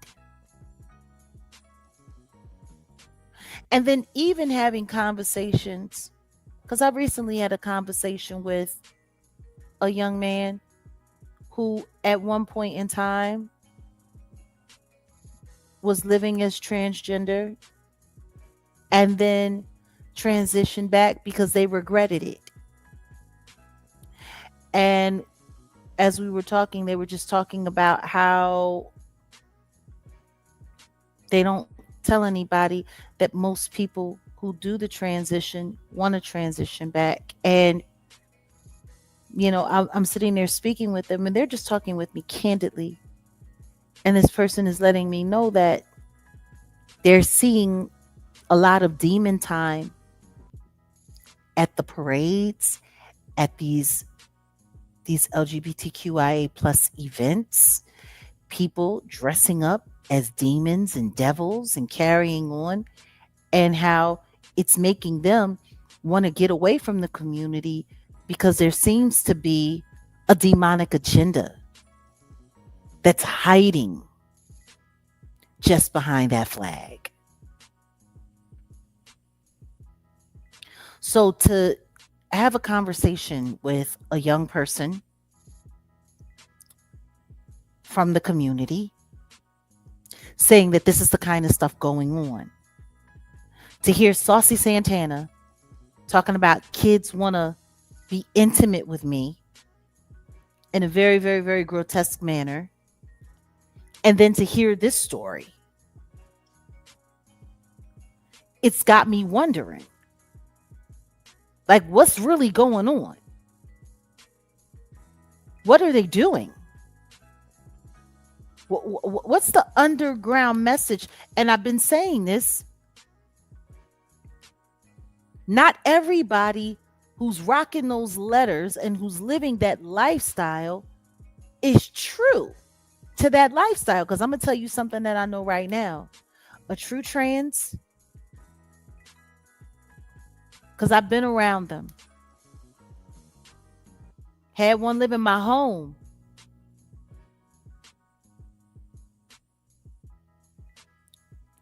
And that person was always a person to me. That person, I treated them like family. Still do. Will always regard that person in that way. And what I will say about them is this. You don't hurt children. You don't lie. You don't trick people. Like, none of that behavior was allowed around me. Nor did they want to behave in that way. They had responsible adult relationships. They never lied about who they were. They never lied about their age. Like, I don't know these trans people who do all of this wild stuff, that got all of this wild stuff going on. And to me, it's stories like this that condemn the rest of the community. But the truth is most trans are so used to being victimized, the last thing they're interested in doing is doing it to someone else. Like, you remember when I was talking to you about the whole Silence of the Lambs and how Buffalo Bill was, for those of you who know, the villain, the serial unaliver in that film was masquerading as transgender. But they kept getting denied the reassignment surgery because they couldn't pass the psych eval. And even in that, they were talking about how docile in nature trans people are, how non-confrontational, and they don't go out of their way to victimize people and stuff like that. Like, that's not your typical makeup for someone who identifies as that. So when you start seeing all of this crazy stuff going on, in my opinion, there is a difference between trans And then people who cosplay as trans. Hateful, disruptive people they do an injustice to other people who live that way. It's just kind of sad, you know. It's kind of disgusting to me, and I don't think people are paying attention to the fact that the industry harbors a lot of these weirdos and pushes them out into society to push these evil agendas.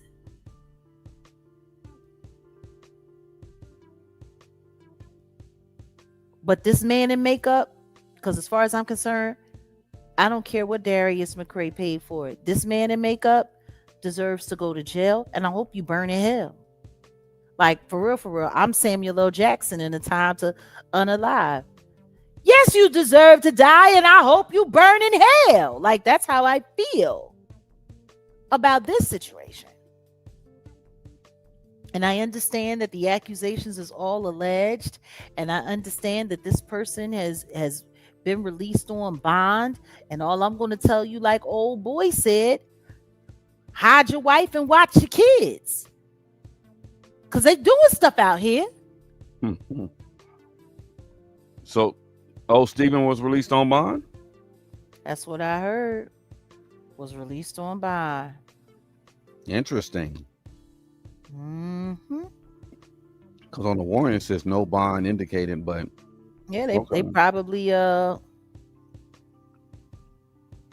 they probably, you know, they let their people move around. Yeah, like, I know. Let's just be honest. There are so many harmful and disruptive people that get all kinds of favor. Meanwhile, decent people get all kinds of hell. Yeah. There's no justice in this unjust system, for real. That's what it is.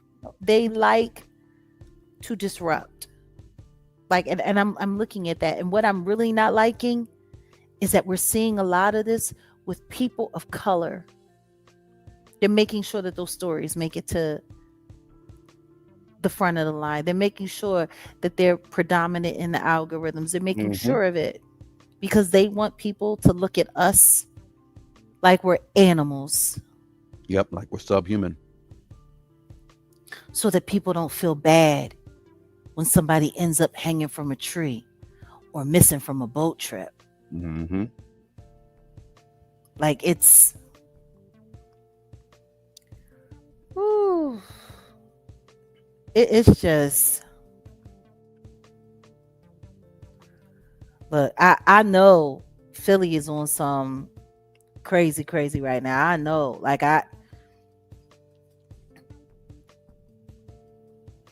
all I can do is pray. But when I left 10 years ago and said I wasn't coming back, it was because I knew this is where it was headed. The question is there any place in this country that's really safe anymore? I think everywhere we go, we're headed to second world. We're already pretty much second world class country. Like, first world, no, we're not a first world country anymore. And we're not a compassionate society. Not at all. Not in any way, shape, or form. We are not a compassionate society. So the Bible says, love thy neighbor, and that doesn't happen. I mean, you can love your neighbor, but the question is, will your neighbor love you back? You gotta love that mother from a distance. Like, I keep my love. I reserve my love for those who, yeah. Like, you can love your neighbor, but don't love them as much as you love your own family. You know. I'm gonna tell you something right now. There are people out here that are looking for nothing more than making you a victim these days. Be careful. And that's the problem. I think careful. I think back in the day we had a lot more people who were just good-hearted and were not infected with this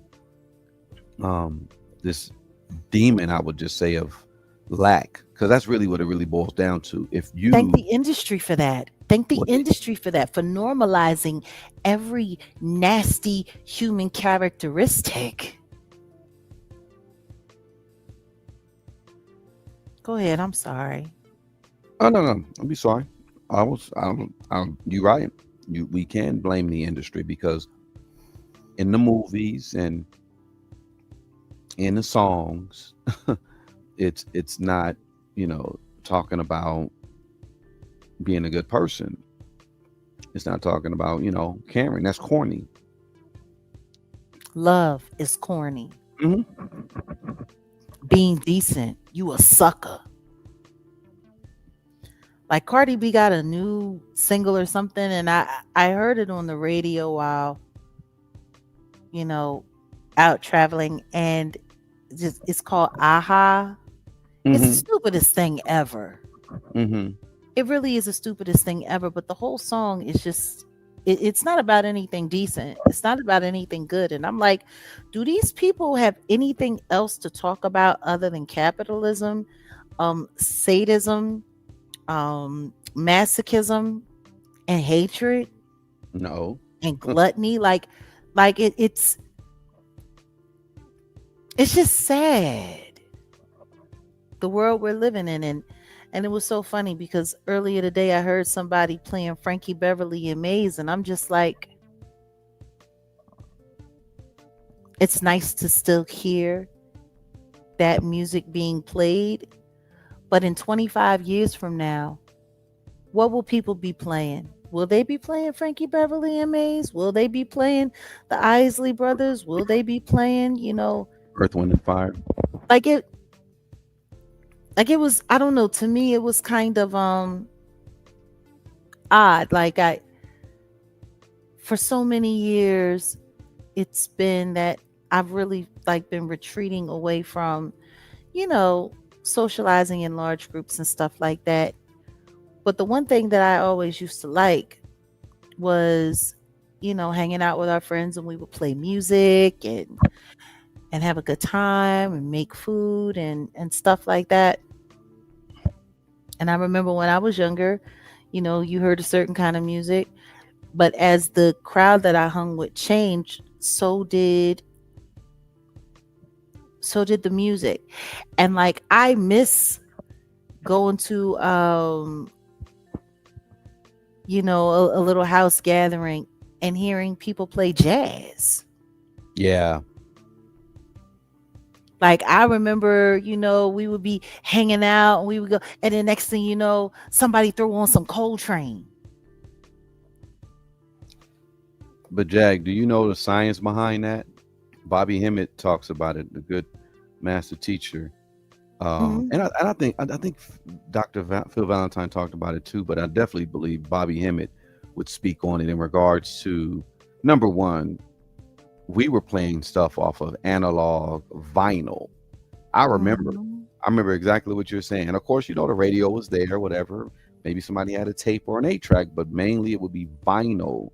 And when that diamond hits the wax, that transmutation is something magical. And the feel, the natural sound, because I mean, it's sound transmitted from a needle to a plate, and it vibrates, and that's how we get the record to play, and you hear it.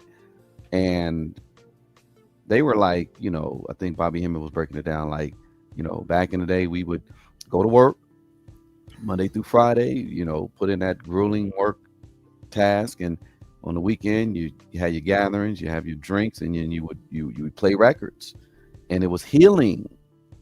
Number one, we're communal people anyway, so we like to get together, but it was also like a form of healing because we were listening to natural sound, natural vibration, and you're conversing with people and you're dancing and you're having a good time. It was a healing process. We To don't not have hear that. Stevie Wonder at a black house party to me is weird. Oh no, Um Stevie's gonna be in everybody's playlist. Yeah. Okay, well then let's be clear. Let me tell you what I didn't hear at a function that I just went to. I'm gonna tell you, there were a couple of things. I just got to get this out of my system. There were a couple of things that I thought I would have heard in the age bracket that I was in that I didn't hear at all. No Zap and Roger. None. And that's an abomination, especially being on the West Coast, even though they're from Ohio. No Bootsy Collins. No Shirley Murdoch. Jag, you gotta look. You were not around, and these people are maybe what 50, someone maybe close to 60. So look, I couldn't believe that I didn't hear more Bounce to the Ounce. Let me not once. What's the song? Hold on. No NWA. No Master Ace in the INC. No. I was surprised that there were just certain things that I didn't even hear. The Chronic. I was just surprised. Do you remember that song, Tear It Down by Blue Magic? Yeah. So when I was coming up, that song, shout out to Jaguar Wright, he sampled that on his joint that he had called Focus Daily, an album he called Focus Daily. And it was a sleeper kind of song. It wasn't like the one that they promoted, but it was a dope song. And I was like, this sample is hard. One day I'm kicking it with, family. Uncle Rusty played that song, Tear It Down by Blue Magic. And I'm like, that sample sounds familiar. And so it came out in 74. This is when he was like my age at the time when it came out. And then it's like, it just 25 years later, resurgence, boom, Jaguar Wright sampled it. And I was like, yo, that song is dope. And he's like, yeah, that's Blue Magic. And I'm gonna see. So we used to do that. Like of course you hear a sample and then it's like, you don't realize. That's why I just sent you the one joint where I was like, yo, this is where they sampled. Cause I thought Takita was who they sampled for Triumph. But then you're like, no, they can't be. It's Wu-Tang sampled these. And I heard it today. I was like, oh, Jag was right. And I sent it to you.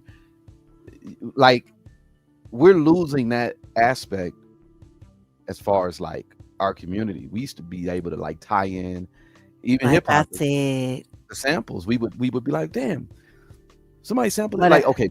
What a house party is going to sound like 25 years from now. It's going to be more and more watered down. It's going to be all AI. Because the thing, do you want to know what I heard? I heard pop culture. The pop culture playlist. It's whack. Yeah, it's fucking whack. And it's just like. And again, Jag, it's not going back to what I was saying, what we originally used to do, put on those 33s of them 45s, right? We used to put them records on. We didn't do a curated digital list and the music sounds thin. We didn't do that. It is what it is. But you know what I'm gonna say? When it comes time to start socializing again in a space that I can curate, I'm gonna show motherfuckers what a playlist sounds like. You see, I got my vinyl. I ain't got all my records because I was like, where's my Whitney? There's a lot of little records that I don't have anymore, but I still have my vinyl player, and I don't think I'll ever go without that. That's just it. We young, but we still old enough to remember. Like, I think everybody needs to have a vinyl player. Oh, maybe that should be my retirement player. Maybe I should become a DJ. That would be dope. I can see that. You'll be a good one too. I think you'll be a good one for real. If Questlove could pull it off.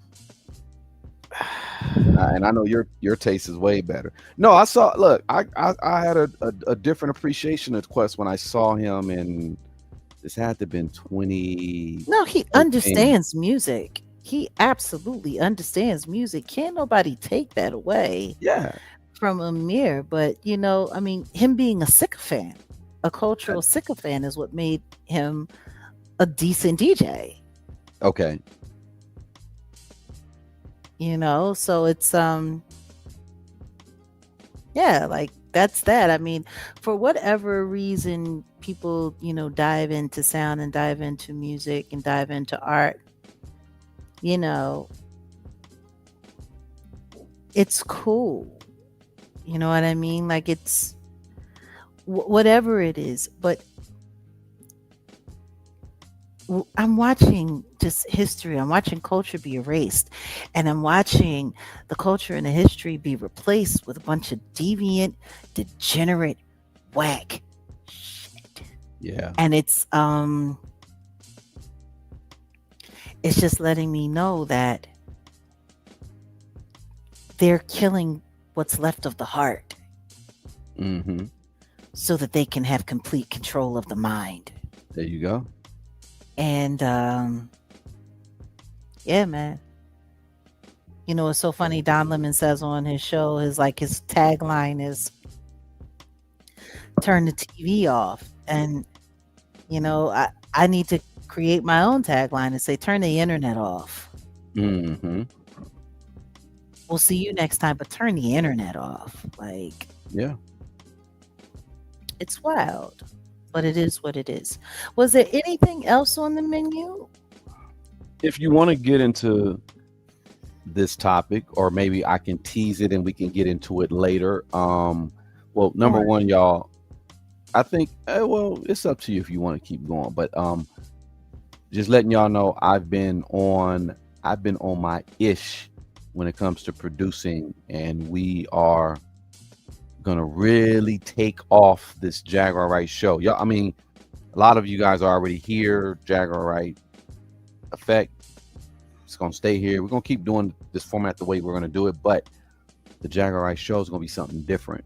And I'm gonna wait until it's time to really just push it. But I say that to say I'm gonna have like a segment where maybe we'll tease it over here, and then we'll invite y'all over there to kind of call in, or let's get y'all take on this, because outside of what the media talks about, I just have certain questions. I'll have certain conversations with Miss Jaguar Wright, and we will go back and forth about topics. Here's one that I said, let me kind of touch up on.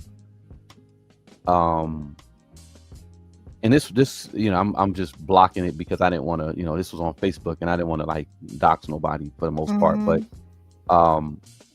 someone wrote this: could you attend a church that has a openly gay pastor? So they said, my pastor is fine during today's church service. I felt like he was speaking directly to me. However, there's one issue. I'm a man and he's married. Despite that, he gives off a certain vibe. He once complimented my cologne and even noticed my pants.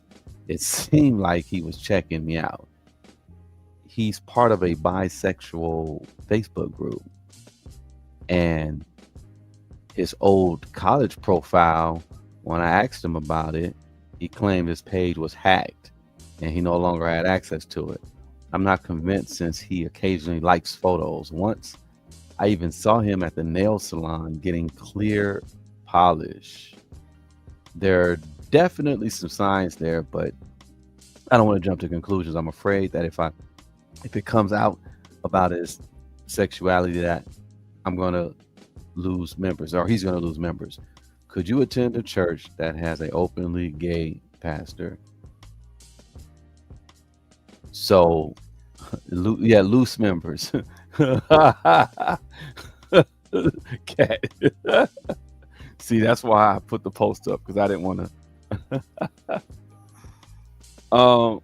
But that is a good question, and I figured, either the conversation could be started here, and Maybe we could take it to the other platforms, because we're gonna format this whole little situation differently. Just know that. But I don't know. I said, I think some people would be interested in maybe talking about it, but I don't know. What do you think? Well, I think there's 3 different ways to look at it. Even though I'm not into like a lot of these secular religious practices, and I honestly think that religion is a trick bag at best.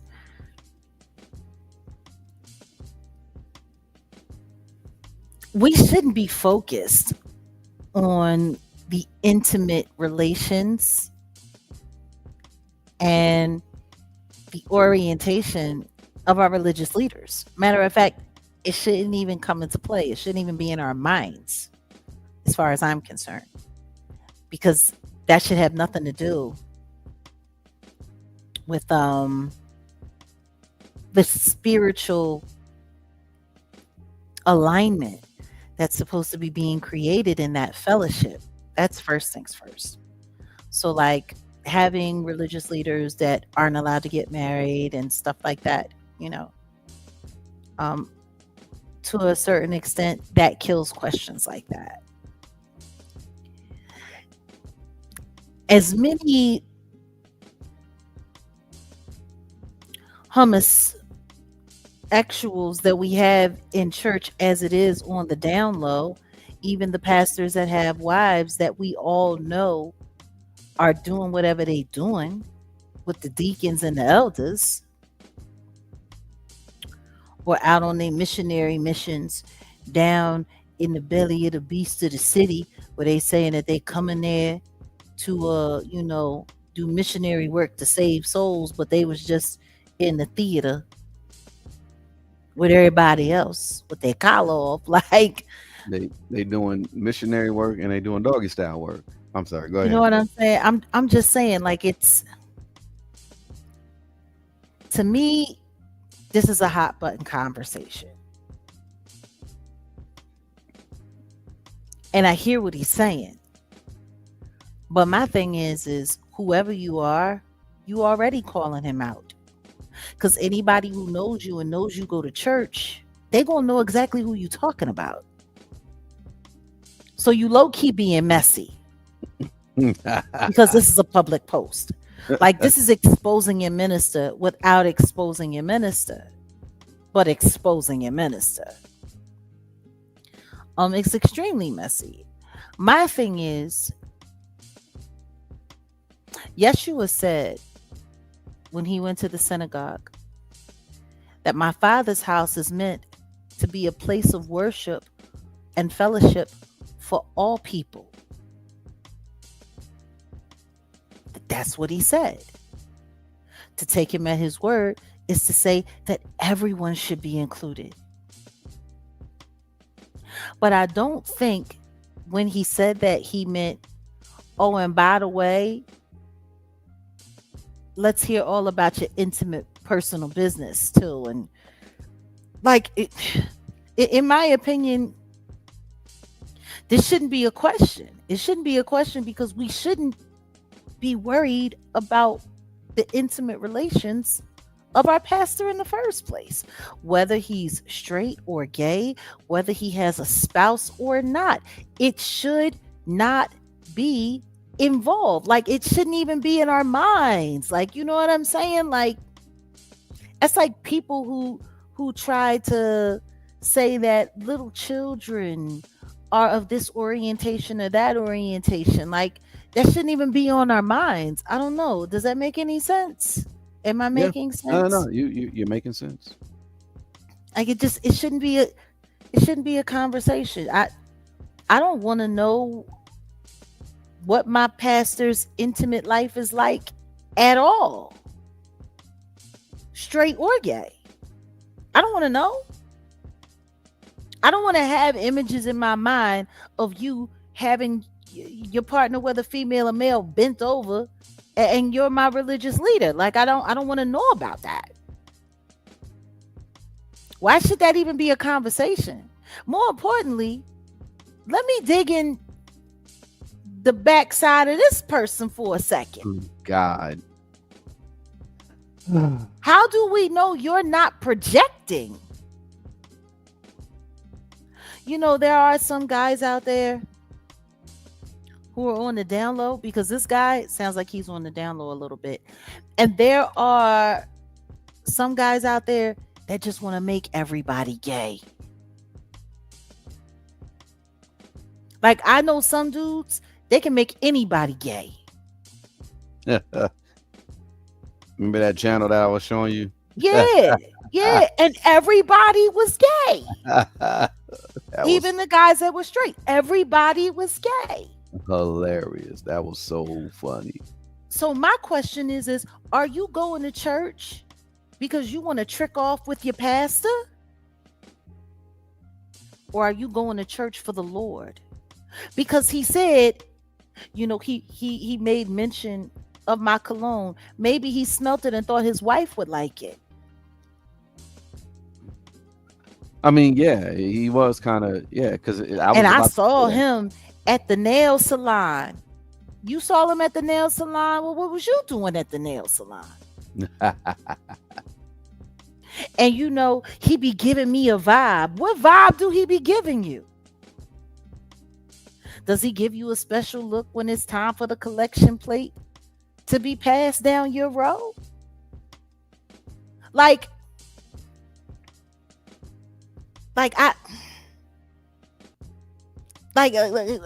was he gave you a look?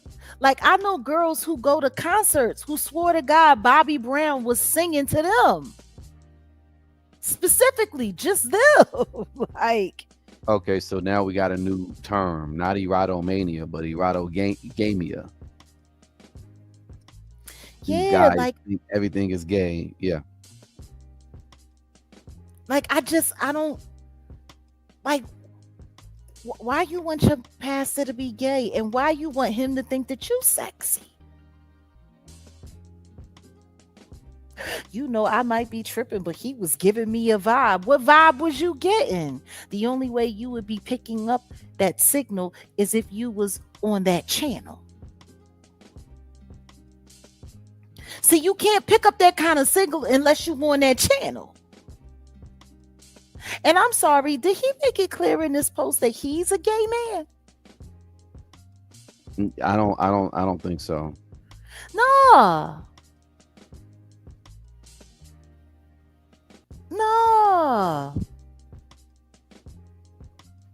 And not fine. As they used to say back in the day. I'm just like, yeah, I don't know. I don't know if it's him or the pastor. But what I will say is this.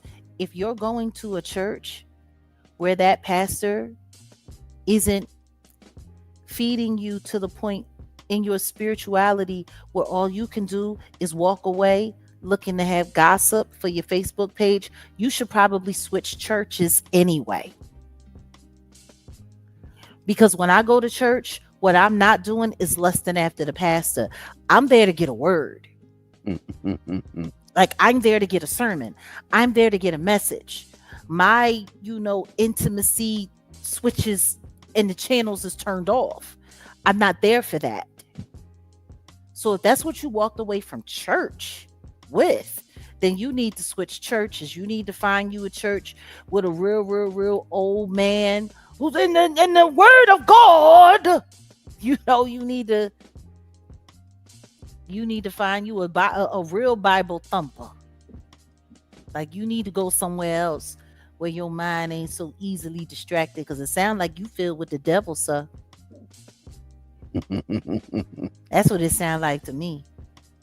Because he gave me a look and I seen him, and I was looking at his Facebook and he said it got hacked. Why is your pastor explaining to you about his Facebook history? I don't know. That seems a little weird, don't it? It does. Yeah, pastor, I was looking at your Facebook and I seen some stuff. I seen you posted a Tigger doing a full split. And I was just wondering why you had that up there. Like, who talks to their pastor like that?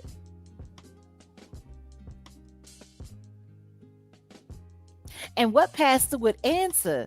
I did recently just see though a short of a pastor cussing out a mother and a daughter, and the chick, she she up came to the TikTok,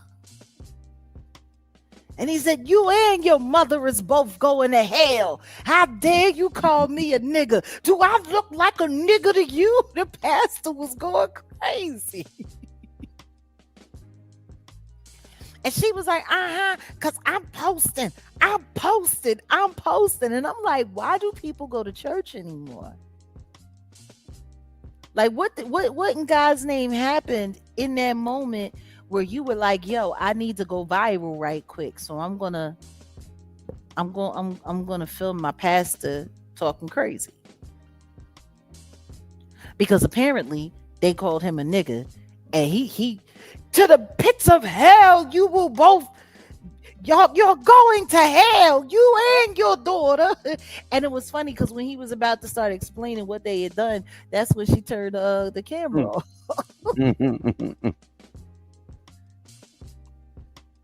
Get out of here.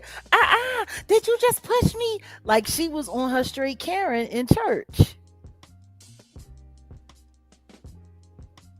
So yeah, I don't know. Maybe we should get into this a little bit more because it's well, we can definitely. I think this should be a family conversation because I have a totally different take on it, and now the thing is this, they say it's not polite to talk about two things to just anybody, and that would be religion and politics, right? So this isn't necessarily a conversation that we could really have and expect it to be somewhat productive, but we're definitely going to get some different takes and different, well, what do you think? You know what I'm saying? Because like you have one way of thinking, I have a different way of thinking. Like I told you before, I think these conversations need to be had. Yeah, I think we need to step away from the idea that we don't need to have these conversations, because not having these conversations, in my opinion, is how society has gotten to the place where it's gotten. Yeah. Like avoiding these things, because the truth is the only reason people want to avoid it is because either they don't want to be held accountable for what they believe or for what they don't believe. People just don't want to be held accountable. People want to fit in with the majority. They don't want to be the minority. Like, some people would see a post like this and say, hell no. If I find out my pastor's a swish, I'm out of here. And my tithe money. I ain't paying no money for him to sing YMCA. Like, there's some people that are going to feel that way. There's some people that might look at it the way I look at it.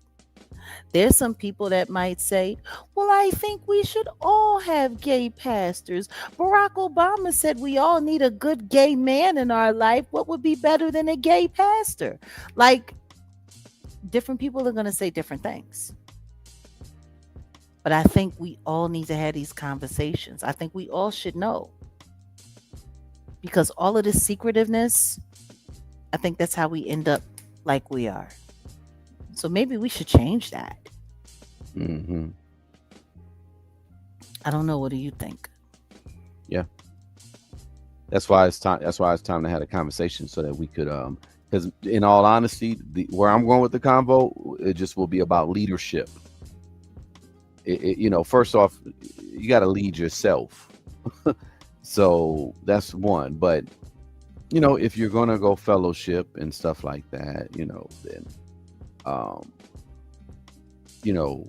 who is the leader, or is the idea the leader, or if the person is, because in all honesty, I'll say it like this, Black folks, we're so used to having a quote unquote leader when number one, I agree with, like, I think Tariq Nasheed was talking about this, and Gus T Renegade from the Cows will talk about just having a code as the leader. It doesn't necessarily mean one person is the leader. It's what are the principles? What are the ethics? You know, my main thing is I'm gonna rock with someone if you're not doing nothing illegal or immoral. There's been a whole lot of things over the past couple of years where if I would have just been okay to something illegal or immoral, I would be put away somewhere. I'm not Charleston White. I'm not 6'9". They just waiting to have and put me away somewhere.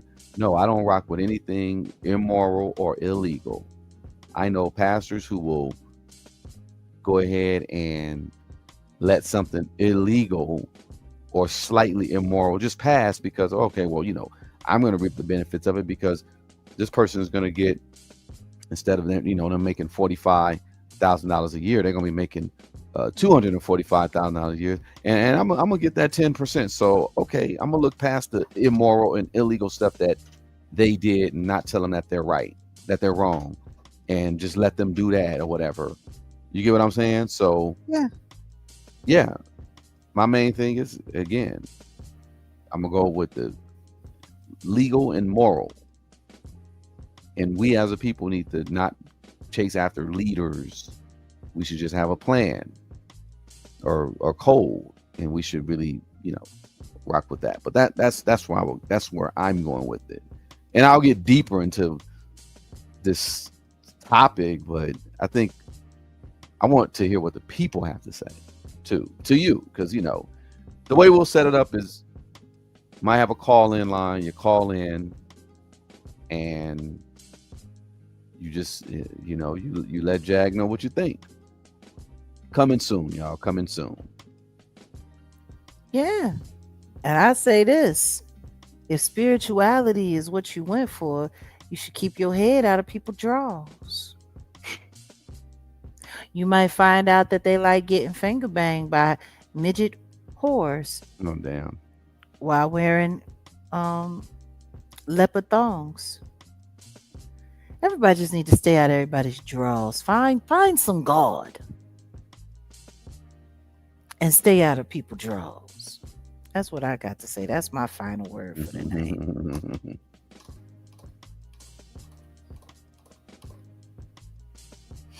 On that note, I'm Jaguar Wright. Wolfgang Amadeus, as always, it is a pleasure. And yeah, until we meet again. Oh, you know what we didn't discuss? What's that? We'll do it next time.